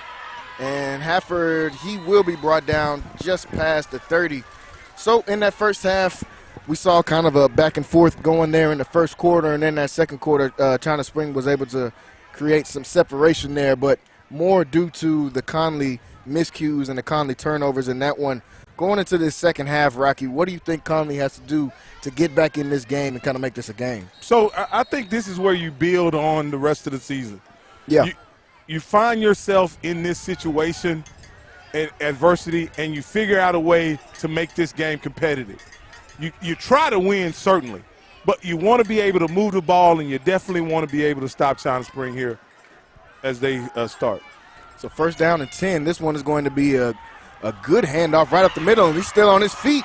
Kept the legs turning, and he's still moving. Now he gets all the way down into cadet territory, as that is Kyle Barton, who was able to keep his feet moving after what would have been about an 8-yard gain and turn that into about a 30-yard gain. That's great effort by Kyle. He took it up the middle, and there were several Connally players. Looked like they were pulling at the football rather than trying to tackle him. He kept his balance, and he almost broke it for a touchdown. But, again, as a looking at it from a Connally perspective, you got to make that tackle. That's an easy tackle. Yeah, he was right there. Tackle him at a 5-yard gain. Yeah. First down after that big run. This one is going to be complete, and he'll have enough yardage. Looks to be just short of the first down marker. Going to bring up a second and short after that. But like you said, that was kind of just tackling, kind of what we saw a little bit of that in the game last week when they played Cameron Yote, just kind of some bad tackling that let Cameron get back into the game. And in this scenario, just letting China Spring keep the ball moving. Second down and short. This one's going to be a run right through the middle that's going to give them enough for the first down. China Spring, I think, is coming down here with the mindset, if we score here, we put them away. We can get off to the next week. We can put this one away. We don't want to have to end up. They don't want to have to end up, showing any more than they need to. Yeah. And they're doing a good job. I like this quarterback. Yeah. He's a good operator. And he may not be dynamic as you would want, but he puts the ball where it needs to put the ball. He gives his guys a chance to catch it. He doesn't make the big mistake. Yeah, right. That's the biggest part. That kind of that game manager type scenario. Absolutely. Where he's not going to make a mistake, but he can also burn you for a big play. If it's there, he'll take it. Yeah, even though that pass was, broken up, it was put in the right place. Yeah. If his guy didn't catch it, no one was going to catch it. The best the DB could do was bat it out of the back of the end zone. And that was Nobles on the coverage there. Got that pass breakup. Good defense by him. 2nd down and 10. Ball on the 19-yard line. Looks like they're going to have a man in motion. They've got some pressure as they set up the screen. The screen's wide open. And he's still on his feet. Gets enough for the first down. Cuts back inside and gets the easy touchdown right there as China Spring comes right out. Gets right back on the board. And that was Tristan Exline able to pick up that screen. Was set up perfectly right there. They blitzed. It was exactly what you want to see against the blitz. They got some pressure in the backfield, and the quarterback was able to make the right play. You know, it almost looked like, as we're watching the replay, is that China Spring knew what was coming, and they had drew up the perfect play to exploit what was coming. It was a blitz coming off the left-hand side. They had a screen right behind the blitz, and they were able to catch it and get it. Now, the guy looked like he was going to step out of bounds, and somehow it looks like at the last minute he changed his mind, and that may have kind of lulled the Cadet defense to sleep. He did. It looks like he was going out of bounds, and guys were kind of slowing down, thinking he was going out of bounds. But he stopped and kind of looked forward, saw nobody in front of him but green grass and a touchdown, so was able to get that one.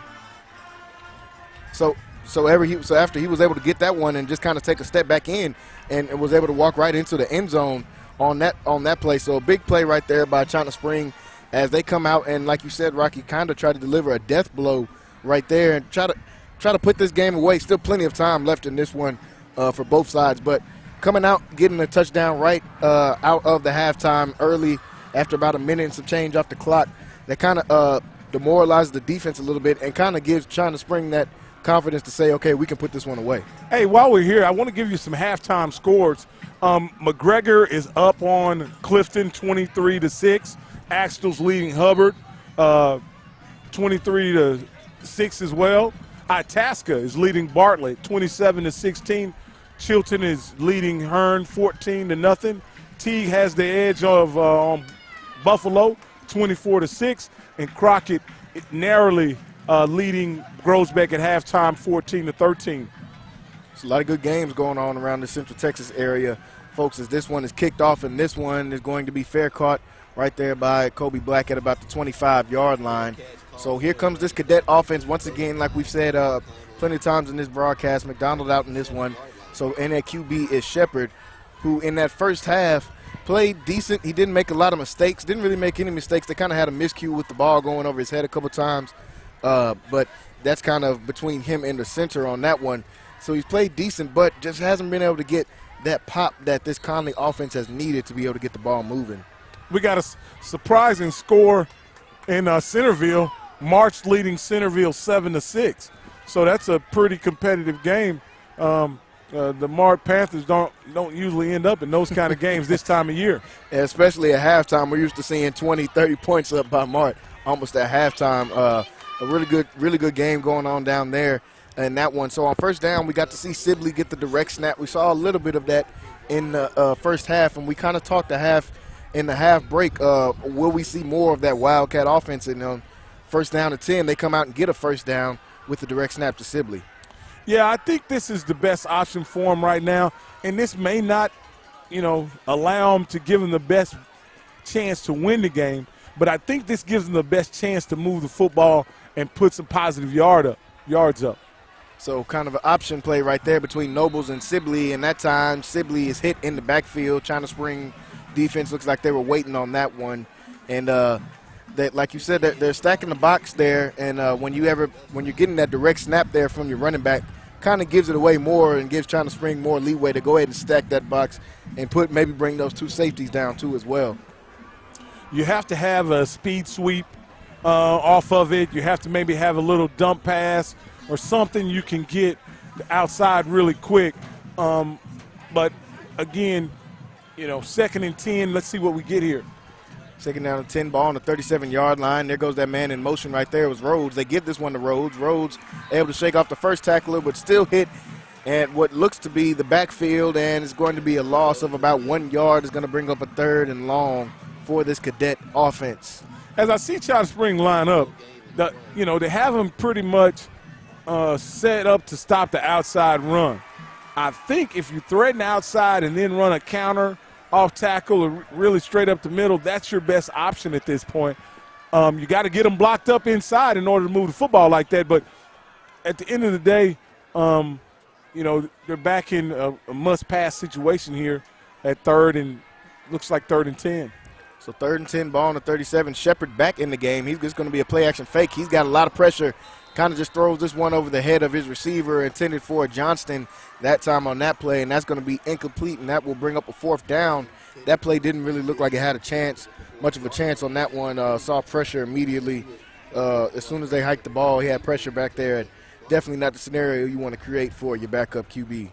Yeah, again, I know we're beating a dead horse talking about him being a backup, but I think coming in a game like this against the number 2 team in the state with limited experience, versus Jelani McDonald, who has, he's literally started the last 2 seasons for Connally with a ton of experience, and you don't have your trigger man, it really puts you in a situation, as I spoke about in the pregame show. It's hard to play this caliber of talent with a backup quarterback with very little experience. And so Jelani McCoy is really missed in this situation. Not only is he a tremendous athlete, but he provides leadership on the field, and that's something that his athleticism is quite apparent, but the leadership that he provides is the intangible aspect is really missed as well out here today. Yeah, one of those things you can't measure there, and that's the leadership. And Jelani McDonald has a lot of that. And here goes Kyle Barton on 1st down and 10 as they try to run him towards the outside. He kind of makes a couple moves, and he'll stay there. And that's about the 2nd or 3rd time we've seen a guy kind of fake like they're going out of bounds and try to cut back in and get some extra yardage. I think they're kind of seeing this Connally team that, once you start going to the sideline, that some of the guys start to slow down, and they've been able to pick up a couple extra yards. You saw Barton do right there. Well, it's a situation where, as a defense, you have to make sure that the punishment for slowing down is pretty severe, yes. And they'll stop that.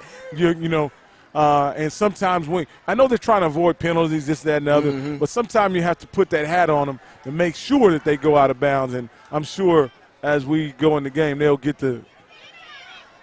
And it looks like here on 1st down, they give it back to Barton, and he'll get some good yardage, picks up about 6 yards before he gets hit, and he'll be brought down there by a few Connally tacklers.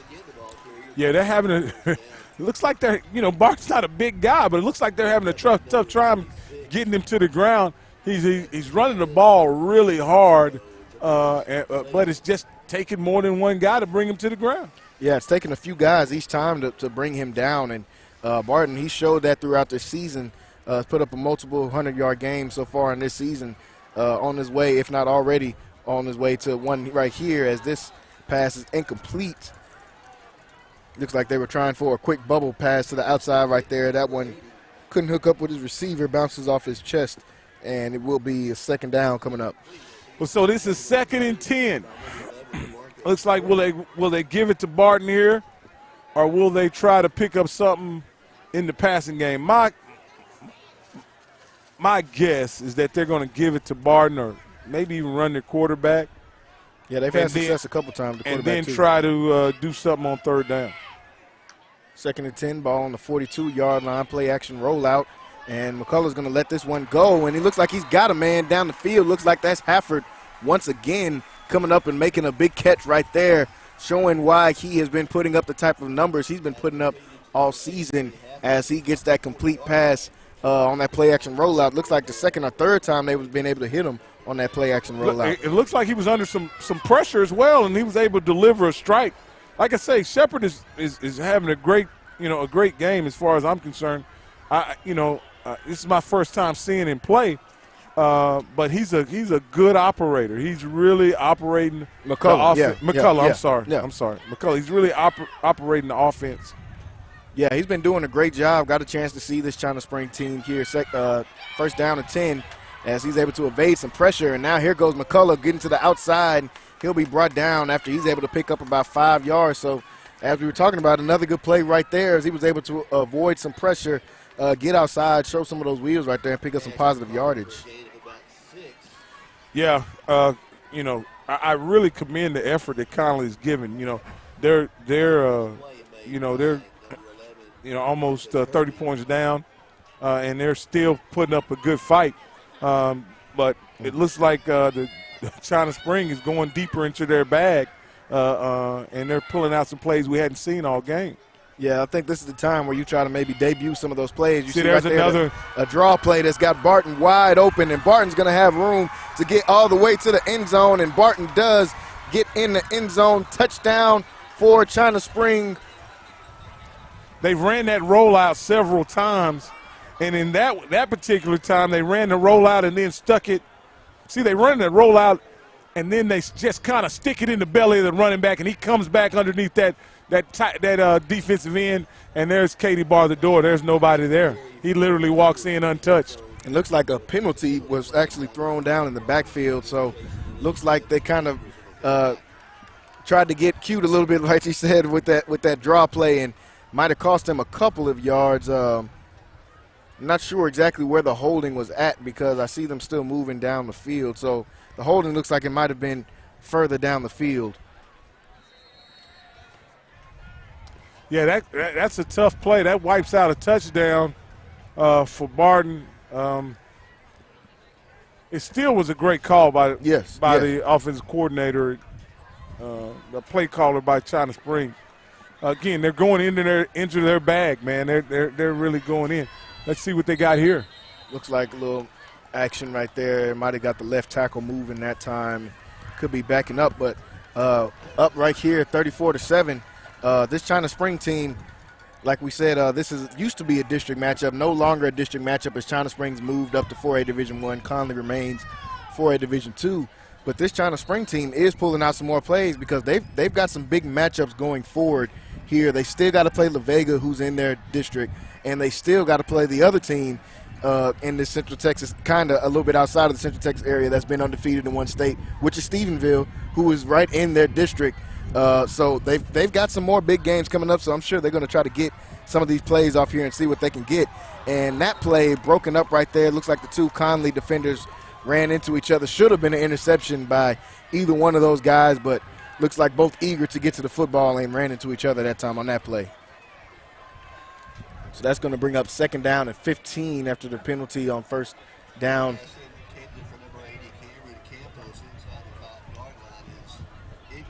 That one broken up. Looked like the corner and the safety that time ran into each other for the Cadets. Could have been an interception, but it's going to bring up a 3rd down and long now. 3rd and 15 with the ball on the 18-yard line. PJ, what do you think China Springs is going to try to do in this situation? I feel like they might take another chance. I mean, they don't really have anything to lose right now, so I feel like they'll take another chance down the field. I wouldn't be surprised if we see that play that's been working all night, you know, like the little, what is it whenever they hand off to the running back? They've had it. They've run a couple draw plays down here, and they've scored, I think, maybe twice off of that rollout, the play action rollout that they've been doing.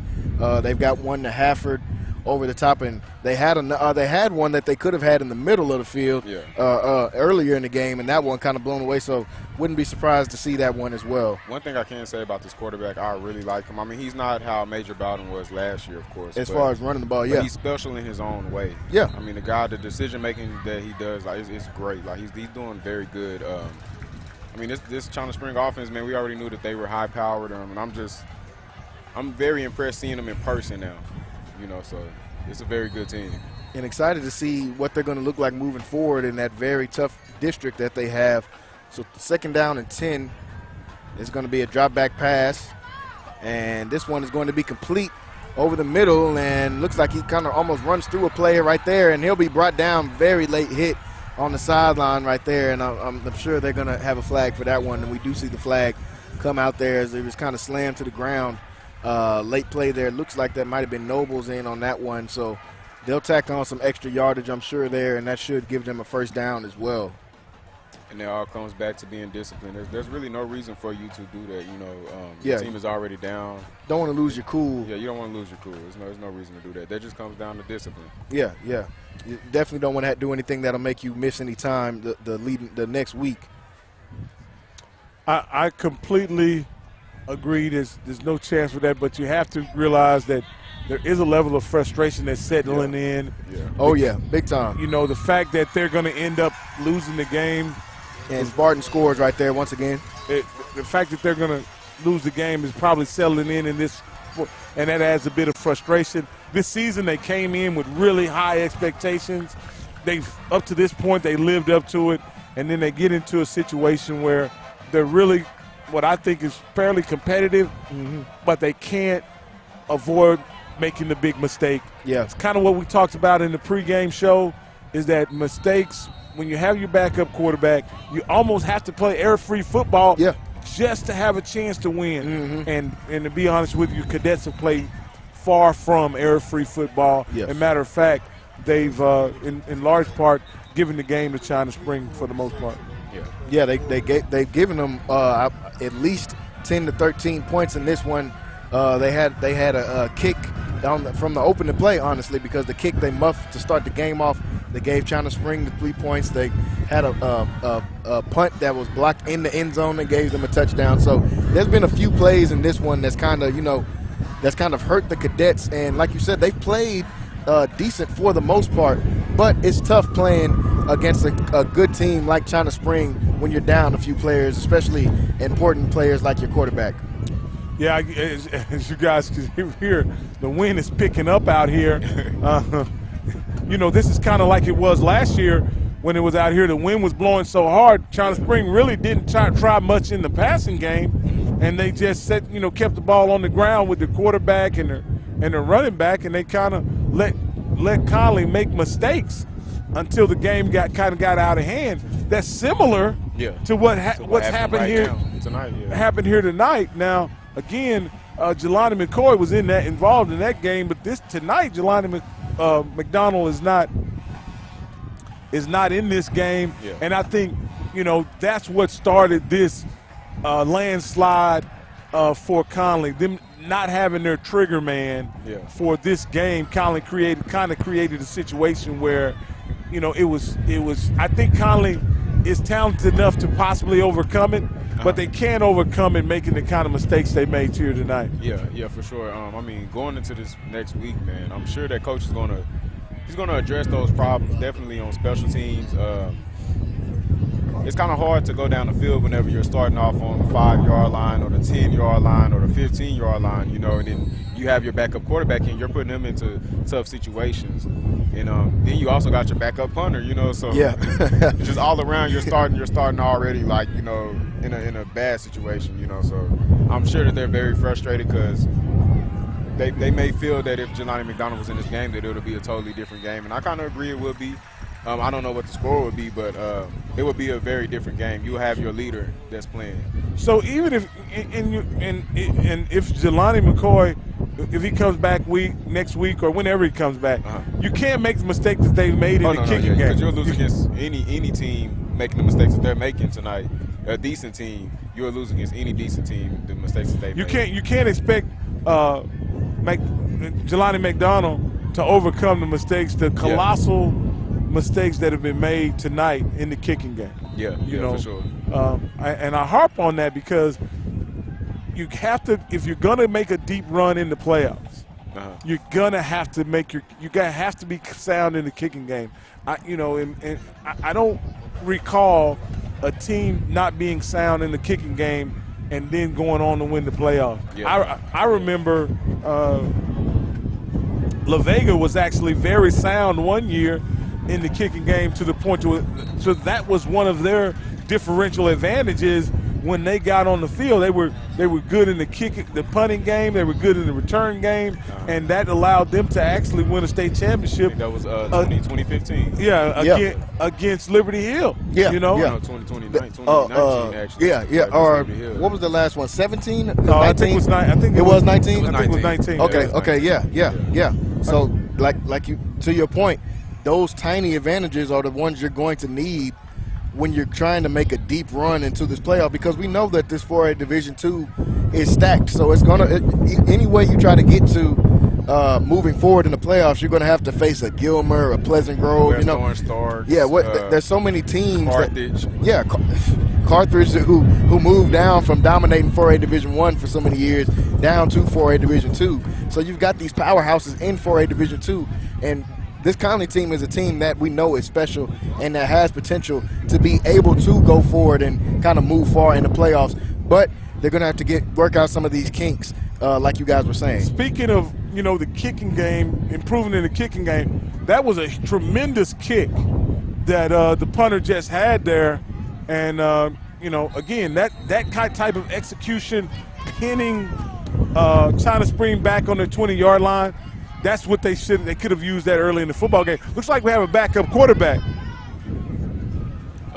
So it looks like we got a QB change here. It's China Spring up big in this one. Looks like they're going to try to get some experience in for some of those other guys, like you said, moving forward, because you never know what type of situation you're going to be in, like the Connally Cadets are in when your QB goes out. So you definitely always relish at the chance to be able to get some of these backups in. As we continue this broadcast, I'm going to give you some updates on some scores here and there. Looks like with 7 minutes to go in the third quarter, West is leading Whitney 28-20. It looks like on second down it'll be a hit in the backfield. And in the game we reported earlier, China's Mart is now leading Centerville 14-6. Look like they're putting that gap there. Yeah, and with 9 minutes and 59 seconds left to go in the ball game. Let me see.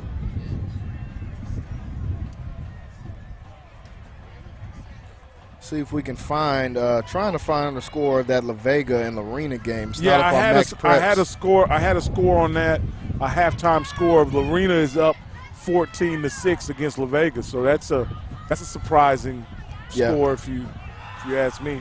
Yeah, the Vega taking on another really good team. I think that's a thing that Coach Hyde likes to do is kind of stack that pre-district schedule, because Lorena, another team that just won state from the Central Texas area, so much talent in the Central Texas area, but La Vega taking on a really good Lorena team right now. Lorena showing up. Yeah, looks like the Connally defense has forced a punt. Let's see how they execute. They haven't had to punt much the entire game. Looks like let's see how they execute in the shadow of their own goalpost in the punting game. That was a pretty high punt. Very high punt. High snap, rather. that was close to getting caught there towards the end, and a good fair catch right there at the end by the Cadets right there, because definitely with all the special teams woes that we've seen so far in this game, that could have went wrong. But great job of holding on to the ball right there by the Cadets.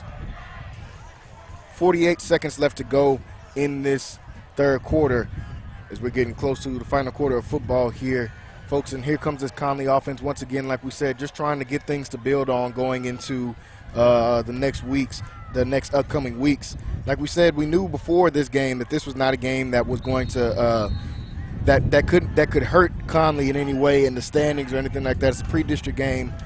2 different conferences, 2 different divisions. So Connally, from this point on, just looking to try to build and move into the rest of the season. I think the goal moving on in this game is to stay healthy, number one, and then to work on some things that you can use later on in the game. Like I say, I think this, oh my goodness. As we see a bomb over the top right there by Kiefer Sibley, right on cue there, touchdown for the Cadets. I didn't see who threw the ball. That was Sibley. That was what you were talking about before. That was an incredible throw by a running back. Yes. Now, I don't know. He uncorked one on that one. Do we have a QB battle going on here now? He uncorked one there, and you can see, look at it. I don't think it gets any better than that. No, guy. that was a perfect pass. If he went down and handed it to him, he couldn't do it any better than that. And again, here's the situation. You're in a situation where you can work on some things. Yes. And that's something they definitely went to work on the passing game with their running back and their Wildcat quarterback. So looks like they have something there. Yeah. So they had that big play dialed up for if this game was going to be in a tighter situation. Looked like they had that one ready, and Sibley put a dime out there. Great. Not many times to see a throw like that from your running back. So great play right there from Coach Garrett. And let's be honest, Black blew that coverage with sheer speed. Yeah. He ran by the guy, and it was just a matter of him getting up under the football. That's all it was, and he had no trouble running it down. Again, that's an exciting play. Yeah. And again, you get that smell off of you you know, it's 41-14. Mm-hmm. You're at the end of the third quarter, and you can kind of get that smell off of you. Yeah, they weren't smelling very good. Coming out of that locker room. Coming out of the locker room, and then in the first, 11 minutes of the third quarter, wasn't smelling any good. That kind of gets that funk off of you and allows you to start feeling good about yourself. Because that's what I think it's all about at this point, is do some things in this game that can help you down the road. Yeah. Right? Yeah. And what can help you? Executing, trying out some new wrinkles. And again, if that's what you got going for you when Jelani McDonald is out, then you got something going. Yeah. Now, they didn't come out with that in the first part of the game. They decided to go ahead with their backup quarterback. But again, we clearly see that Coach Garrick has been working on some things. And situationally, I think you can come back to that even when McDonald comes back. Honestly, because even when McDonald comes back, if you know you got to play like that in your back pocket. Next week they got Brownwood coming to town for Conley's homecoming. So not exactly sure of the timetable of McDonald's injury either. It was a game time decision today, of course, and it came down to how he felt really coming up to today, and they decided to keep him out of this one. So going into next week, I'm sure they're leaning more towards McDonald playing, but you don't want to play around too much going in with his injury either. And playing a Brownwood team who's up 16-3 right now on a good, was that Glen Rose? Yeah, that was Glen Rose. And the Glen Rose is a ranked team in 4A Division II. So next week you got a game as well. None of these games are going to be easy, and Coach Garrick prides himself on doing that as well, stacking that preseason. Unless you're a traditional power, I don't put much stock in rankings early in the season. Yeah. Early in the season is much about reputation and who you play. Yes. Definitely who you play. And who you play. This was an opportunity for Connally to improve their ranking. But again, I think we're going to go to a quick break. Yeah, we'll be right back. Right as you see, end of the third quarter here, 41-14. China Spring up right now. We'll be right back. You're watching Centex Sports Network.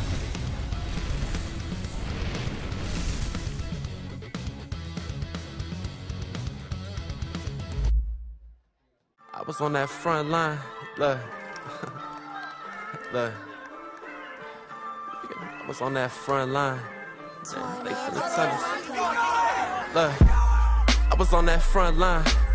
How they finna tell us it ain't our time? Search what you can't find. I do it for them days that we couldn't shine. I was on that front line. How they finna tell us it ain't our time? Hello, my name is Roy Gillis, founder and CEO of Lighthouse Streaming. Over the last 4 years, we've had some tremendous successes, none of which could have been accomplished without you, our clients. Back to the action here, start of the fourth quarter, where we see China Spring on the return right there. Somebody looked like somebody laid some wood on the sideline right there. Big hit on the kickoff return right there. On the run play, right there, and that's going to bring up, looks like the third down now. Looks like 3rd and 12. Ever since they put the backup quarterback in, it looks like China Spring been moving backwards, which probably means they have the backup line in. So kind of what you're going to see here in this fourth. Both of these teams going to play some guys. Looks like Collins went to some of the backups too. I mean, 3rd down and 11. This one is going to be a quick pass to the outside. It's going to be incomplete, and that's going to bring up a punt scenario for the Cadets.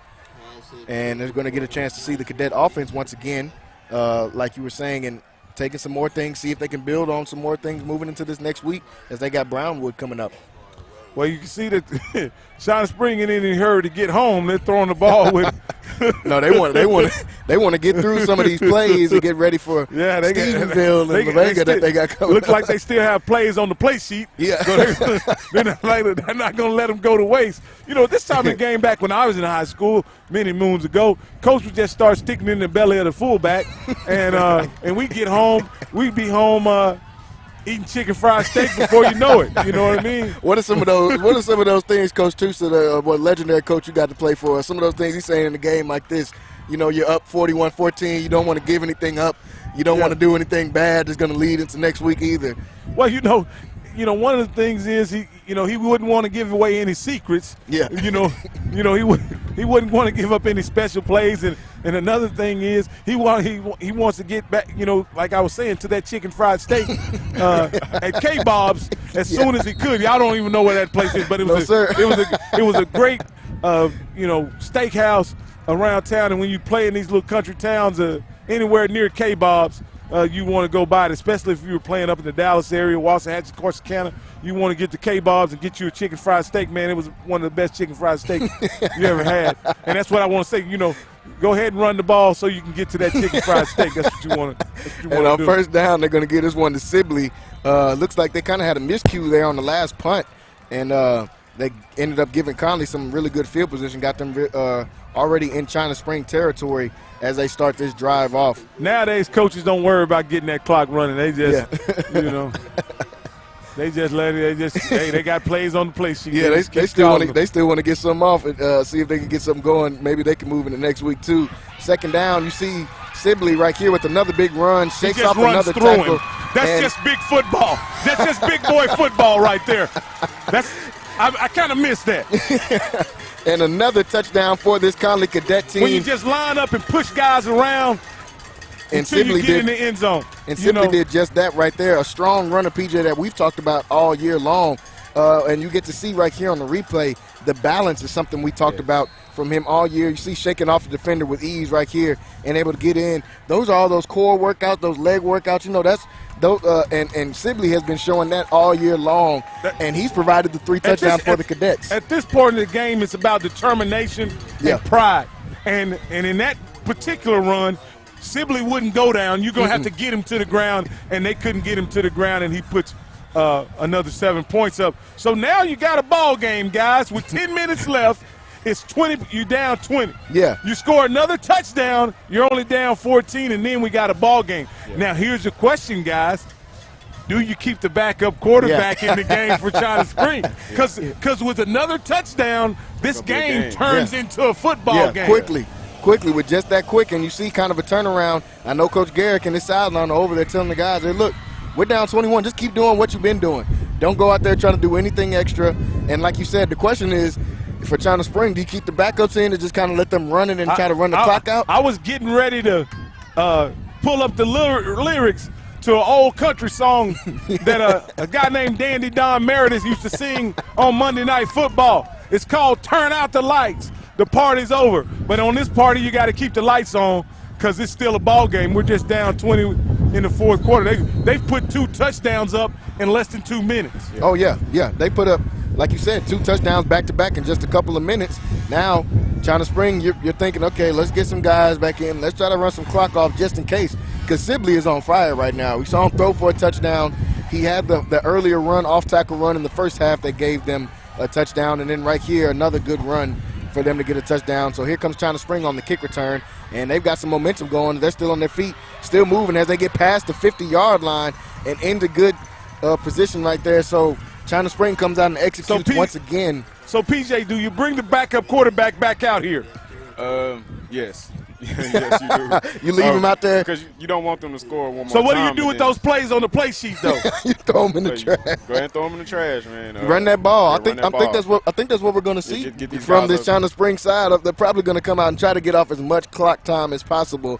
But I wouldn't be surprised if we saw McCullough again. Yeah, because you just really don't want them to score again. Well, I can tell you now they brought out the first team O.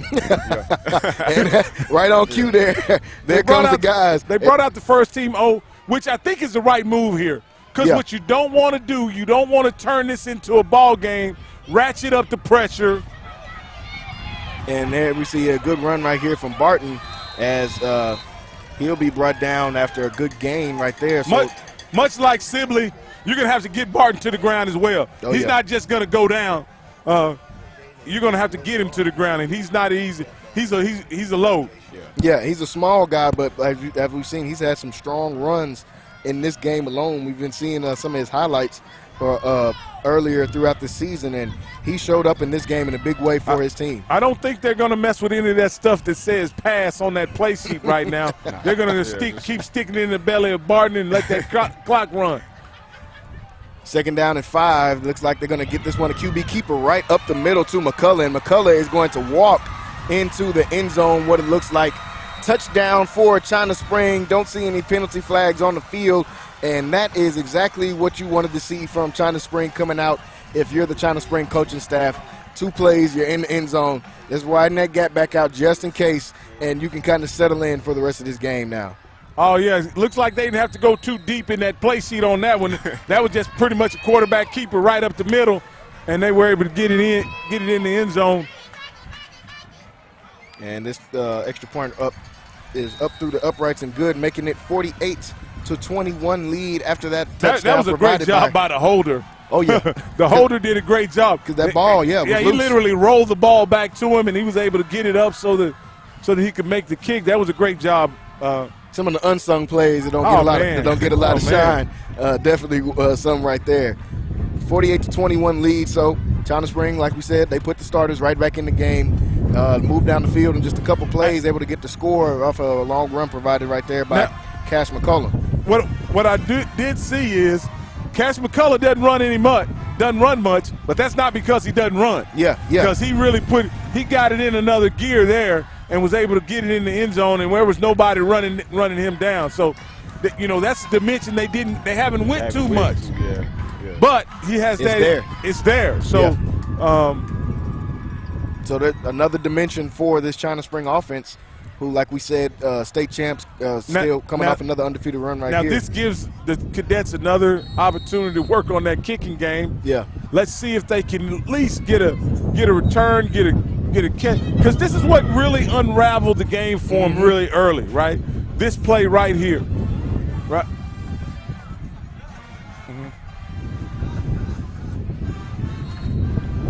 All right. For our people that are watching with us on YouTube, the Centex Sports TV on YouTube, want to thank all of you guys that's been watching to us. Make sure you guys go on there and subscribe. We've got a lot of good content coming to you guys. You see Kobe Black fair kicks that are fair catches that kickoff, and we'll see the Connally offense again. We got a lot of content rolling to you guys on the Centex Sports Network YouTube. As you saw me and PJ a couple of days ago on the podcast, the Centex Primetime Inside Texas Football, where we get to cover all of the Texas football that happens in the state of Texas on the high school, college, and pro level. Go on there and check those guys out. For all of our Cowboys fans on there, PJ got to rant a little bit about his Cowboys after their 19-3 loss against the Bucks. So go on there and check some of those out. Leave some comments on there as well. Let us know your perspective on some of those topics that we've been able to touch in that Centex Primetime on Centex Sports TV on YouTube. Hey, guys, while you're listening on YouTube or watching on YouTube, can we get you to go ahead and go over to centexsports.com and subscribe? It's a quick little form you have to fill out, and that'll really help us out. And we'll notify you as the events are coming up, and when we have the big games, you'll be able to come on the website, and you won't have to sign in again to watch. It's a great experience over there as well. So I want to thank you guys for watching on YouTube and signing up. So it looks like we've got a 2nd down and 10 as we come back to the action ball on the 25-yard line. The Cadets trailing big in this one. Like we said, trying to get some things they can take into next week. See a quick pass over there, and that one is going to be blown up right off of the screen. But you saw another play right there that they haven't tried so far in this one. So trying out some different things that they can be able to take into next week, especially just in case if you won't have McDonald moving into that next week in that Brownwood game, and that is actually Conley's homecoming as well. Yeah, this is exactly what you want to do. You want to run certain plays because you don't know if he's going to be there next week, for homecoming. So you really just want to build it into next week. See right here, 3rd and 10, Shepard's going to be in the backfield, and he's going to hand this one to Sibley, and Sibley is going to pick up about 4 or 5 yards on that one before he's brought down, and that should bring out the punting unit. As we move further into this 4th quarter, want to take a quick look at this Connally schedule, at some of the games they have coming up in here. They're going to drop this one, giving them their first loss of the year. Next week, like we touched on, they've got Brownwood a team that's playing a ranked Glen Rose team right now, Glen Rose team that's good. We got to see this Connally team scrimmage earlier before the season started, and they're up right now on a good Glen Rose team. So Brownwood, who we know can be a formidable opponent. After that, they've got to take that road trip, PJ, that we've taken a few times. It's always going to be a tough game whenever you got to go to Springtown and play at Springtown. It's about a 2-hour drive down there, so they've got that, and then after that they get to come home for Gatesville before they get their bye week. So looking at those 3 games coming up, Brownwood, Springtown, and then Gatesville, what are some of the things that both of you guys want to see from this Connally team moving forward? PJ, we'll start with you. Honestly, just the miscues, the mistakes. You got to be more disciplined. Whenever you're playing a very good team, definitely like a team like China Spring, who is they're a powerhouse. They're a respected team in 4A, all through 4A, 4A Division 1 and 2. Yep. You can't make certain mistakes. I always go back to whenever we played, when I was at Midway and we played Lake Travis. Like, I just remember these guys, they just didn't make any mistakes. They made no mistakes. It's like playing the Patriots. Yeah, it was like playing the Patriots almost. Like, they were perfect to us. And we was really trying to figure it out at the time, and it all came down to really just discipline. That's one of the biggest things. I always tell people, how you expect to win, and we can't even clap on unison, you know what I mean? Yeah. During warm-ups. Yeah, exactly. It all comes down to being disciplined. If we can't even do that, and we're trying to clap up and everything, it sounds like popcorn, you got to start over. Yeah. You got to start over because it all comes down to discipline. And so, really, I just want to see them fix some of the miscues, which I'm sure Coach Garrick is going to address. Mm-hmm. And if you don't have your quarterback, I really want to see them build more on to this backup quarterback, because you just never know. You don't know whenever Jelani McDonald's going to come back. So I'm just looking forward to them just building more into the backup quarterback, run more plays that are fit for him. Yeah. Rocky, what are some of those things you want to see from this Connally team moving forward as we get further into the season? Well, I definitely want to see more of that Wildcat package. I think with as much load as they've put on Jelani McDonald this season, I think that can take the load off of him getting in that Wildcat package. And I'm just drawing plays in the dirt here. Yeah. But if you get him outside, if you line him up outside, you can go to Sibley at running back and put Jelani outside from time to time, and that's no walk in the park for any DB as well. Oh, no. So again, Sibley uncorked one, so he has an adequate throwing arm, at least on the deep ball. So again, I think as you go down the season, right? I think Connally has enough talent. They have a good scheme that they're running. They really have to cut out the mistakes because you're not going to, you may get to the playoffs, but you're not going to go far making the kind of mistakes they made here tonight. It's just not going to do it. And they were preventable errors that were made. There were plays that, not fielding the ball on a kickoff, hiking the ball over your quarterback's head. Those are really what people would call unforced errors in baseball. And those are unforced. Yeah. Those aren't things where a guy's hitting you upside the head, causing you to fumble and all that kind of stuff. It's not that kind of thing. Those are things that are definitely avoidable. They get that stuff cleaned up. Sky's the limit for Connally with the talent they have. So many different, like you said, just so much talent at different positions too for this Connally team. We got to see earlier in the game, got to see some dominance from their up front, from some of the guys up front. We know they've got playmakers just about at every position, running back, receiver. They've got great DBs. So this team, like we said, has got a chance to go far. But to both of you guys' point, they've got to try to cut out, like you said, those unforced errors. So, and another thing I want to mention, because I think this could benefit anybody that is watching the game, is that they're really physical up front. Yes. Right? Yeah.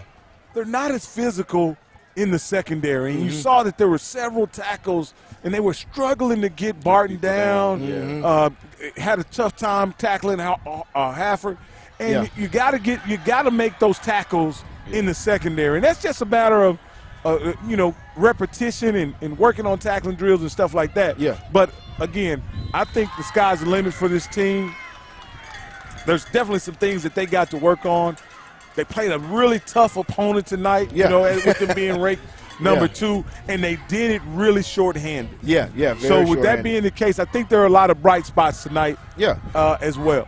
You're going to look at the score, and you're going to really be down and out about it. But when the story gets told, the rest of the season gets told, and you play this game without your trigger man, and you had so many miscues, if you're able to clean that up, you're going to have an amazing season. And we're going to see a long field goal attempt. This one up and through the uprights. About a 40-plus yard attempt right there. Yeah, it looks like 43, 44 yards. Yeah, about a 44-yard kick right there by China Spring, and they're able to get that one up and through the upright. So we know that they're not going to have problems kicking the ball as they get later into the season in some of those playoff scenarios where you need that kicker. So as well. I know you guys are the Connally broadcast crew. But I want to take a look at China Spring tonight because they really made a good showing tonight. They really had a great showing. They had some really big holes to fill. They graduated. Yes. And they were able to do it. They had a running back and I believe a quarterback that went on to play college football. I think Bowden is at Lamar, and I think Abdullah is actually at was that his last name? The running back was he's actually at Texas State. I think he walked on to Texas State. So they lost quite a bit.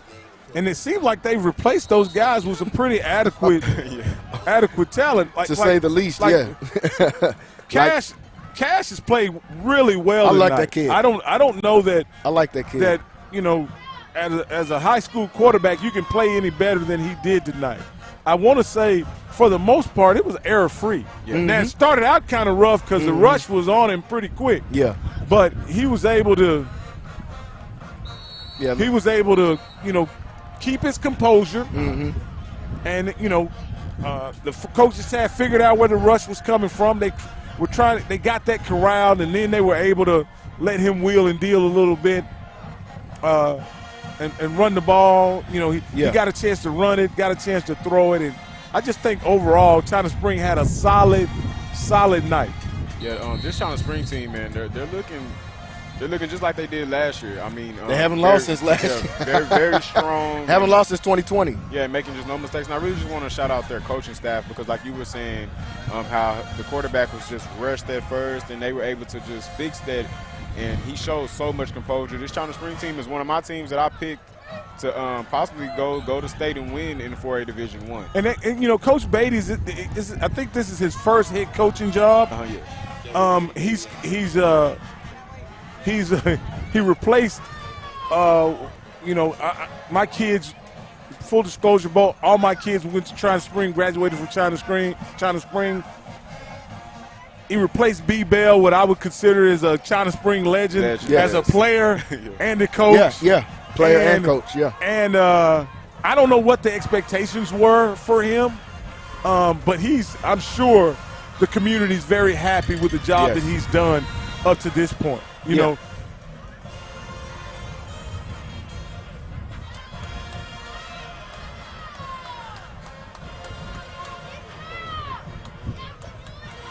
Yeah, but I think it's been a great showing for China Spring tonight. They can really, they look like they were in playoff form. And it's only 4 games into the season. They were really sharp, right? They were able to get to their adjustments, and I thought they did a great job tonight. And that's a credit to Coach Beatty and his staff. And like you said, a team that has not lost since 2020. They went undefeated all the way last year, coming into this year so far undefeated. And we all know where that big stepping block is going to be. They were undefeated last season. There's only one other team in 4A that was undefeated last season. That's Stephenville, who's in their district now. Last year they weren't in their district. That's why both teams were able to go undefeated. China Spring was still in 4A Division II. So both of those teams, I'm very excited to see that potential matchup that will be a few weeks from now down the road, because neither one of those teams have lost. They've got a great quarterback in Lambert over there at Stephenville as well, just like they have a great quarterback here with Cash McCullum. And I've seen a couple times around here where the 2 best teams in the division in the entire state happen to be in the same district. I saw that twice with China Spring and La Vega. Yes. The 2 best teams in the state were in the same district. And that district game is so important, right? But it doesn't decide anything. You know what I mean? So I seen it twice where once La Vega won in regular season, and then in the playoff game, China Spring won. And then I saw it when China Spring won in the regular season. I think that was 15, yeah. And then La Vega won in the playoff. So I'm interested in saying, how do you play that game? Do you go all out, balls to the walls, to try to win it, only to possibly meet that team up later on? And that's what I was going to ask, because in some of those same years, they, like you said, they get to play. They play, and it's almost guaranteed that you're going to play because you got to come out the same region. So you know, in about third or fourth round, if both of you guys are undefeated, you're going to have to play each other. Yeah. Okay. And so with about 34 seconds left, we're going to take a short break right here. 51-21 score right now.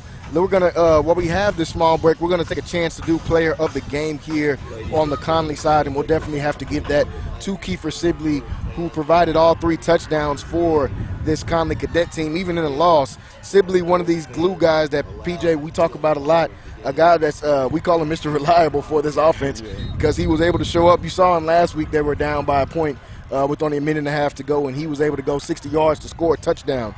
But what we seen tonight was his versatility. Yes. His versatility was that he was able to come in and play Wildcat and not only run the ball effectively for a touchdown, but launch one here as you're seeing it, and then and let Black run under it for a touchdown. Again, that is Sibley, and he's the Centex Sports Network player of the game. Yeah, good job by Sibley tonight as usual. This punt is going to be punted off with, looks like just under 30 seconds left to go in this one. So we'll probably see a couple more plays in this one before we get out of here. Folks, we definitely want to thank everybody that has been watching with us tonight. I want to thank Rocky for joining us on the broadcast today, coming in and helping us out today in the booth. Make sure you guys, like we said before, make sure you guys are subscribed to that YouTube channel. That's important. Got a lot of good content coming to you guys tomorrow morning for all of our youth football lovers. Tomorrow morning, Southern Panthers will be back in action on Centex Sports Network. You guys got to see them a couple times this year already. I think they're taking on the Killeen Chiefs, who is one of the better teams in youth sports. So that's going to be a good game, folks. You definitely want to tune in for that game, and that is going to be tomorrow morning starting at 10 o'clock. We'll have the 6U started, and 2-hour intervals from there on. You will see the different teams going out throughout the day. Speaking of tomorrow, I think Baylor has a game tomorrow. Yeah, Texas State. They had a loss last week to BYU, and they're going to try to bounce back at Texas State. So I'm looking forward to that game. Definitely looking forward to that game, yeah. I'm looking forward also to some other games. Texas and Miami, I believe. Absolutely. That Texas and Miami game is really interesting to me. Those are 2 historically relevant programs that are going to duke it out. Yeah. A&M took a tough loss last week to Appalachian State. Yeah, A&M not looking so hot right now. They got some QB questions down there in College Station. Texas, also the University of Texas, coming off of a tough loss to Alabama. I'd like to see those guys and see how they're going to bounce back against a scrappy UTSA. Yeah. A really good UTSA team who almost went undefeated last year. So not a baby game coming into that one as well. So no, that's not a gimme at all.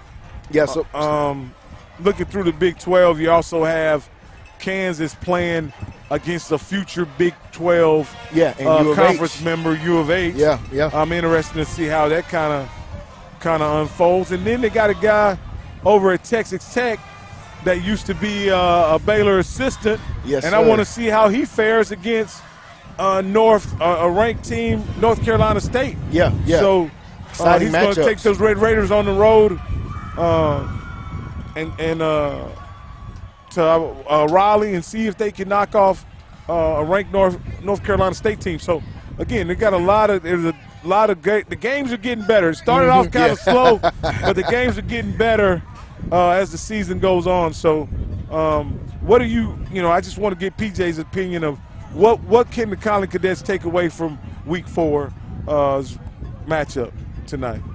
You can really only gain experience whenever you're playing the number 2 team in the state of Texas.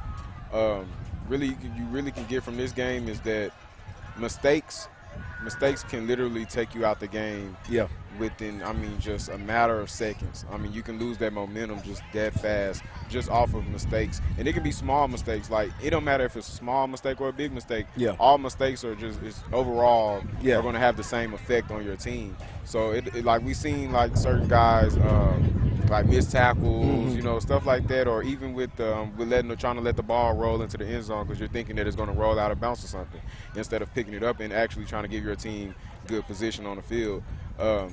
It's just miscues, you know, and that's one thing that I'm sure that they're going to work on. Also, like you said, I was really happy that you spoke on how the DBs aren't as physical as the D linemen were, you know, the interior. And you kind of noticed that because, I mean, it was certain times that they were getting dragged like an extra 3 or 4 or 5 yards, and that might not seem like a lot, but that adds up overall, you know, and that's one thing I was speaking on at the beginning. This China Spring team, there were certain guys were bigger than some of the guys, you know, on Connally side, and they played a part later on in the game as the China Spring team just kept coming at them and running towards them. So you really just want to be physical. You have to be physical playing DB because you just never know. It's not going to always be times that the D-line or the linebackers are going to stop the running back. Sometimes they're going to get to the third level, and it's going to be on you to get and that how stop. you execute those one-on-one tackles in the secondary is largely going to determine how well your defense plays long term. It keeps big plays from happening to you in inopportune times. Again, I think overall, I think physically, Connally is who we thought they were. They're physical. Yes. They're talented. They're fast. They're athletic. They're exactly who we thought they were. They got some work to do in the kicking game and in executing on the field. That's something you can definitely improve during the season, and I look forward to seeing what happens as they progress through the season. So, folks, we definitely want to thank everybody that watched with us tonight. 51-21 loss tonight for the Connally Cadets, taking on, like we said, top-ranked China Spring team, former state champs. Moving into next week, folks, next week we will be right back here at Mac People Stadium for homecoming. It is going to be homecoming. Definitely want everybody to come out, make this crowd electric. Give this Connally team some extra added juice to go into next week. But moving forward, going to next week, they've got some things to work on, but they've got some things to take with them to build on. Like we said, folks, want to thank everybody that watched with us tonight. Next week, homecoming against Brownwood. Tomorrow, Southern Panthers football starting at 10 a.m. Southern Panthers youth football. Make sure you guys tune in for that. Also subscribe to the channel, CentexSportsNetwork.com, and also go to the YouTube and subscribe as well. For Jalen Gillis, PJ Gaither, and Rocky Miller, definitely want to thank everybody tonight. We're signing out from Mac People Stadium, and we will see you tomorrow morning. Good night. I was on that front line. Look. I was on that front line. They finna tell us. Look, I was on that front line. How they finna tell us it ain't our time? Search what you can't find. I do it for them days that we couldn't shine. I was on that front line. How they finna tell us it ain't our time?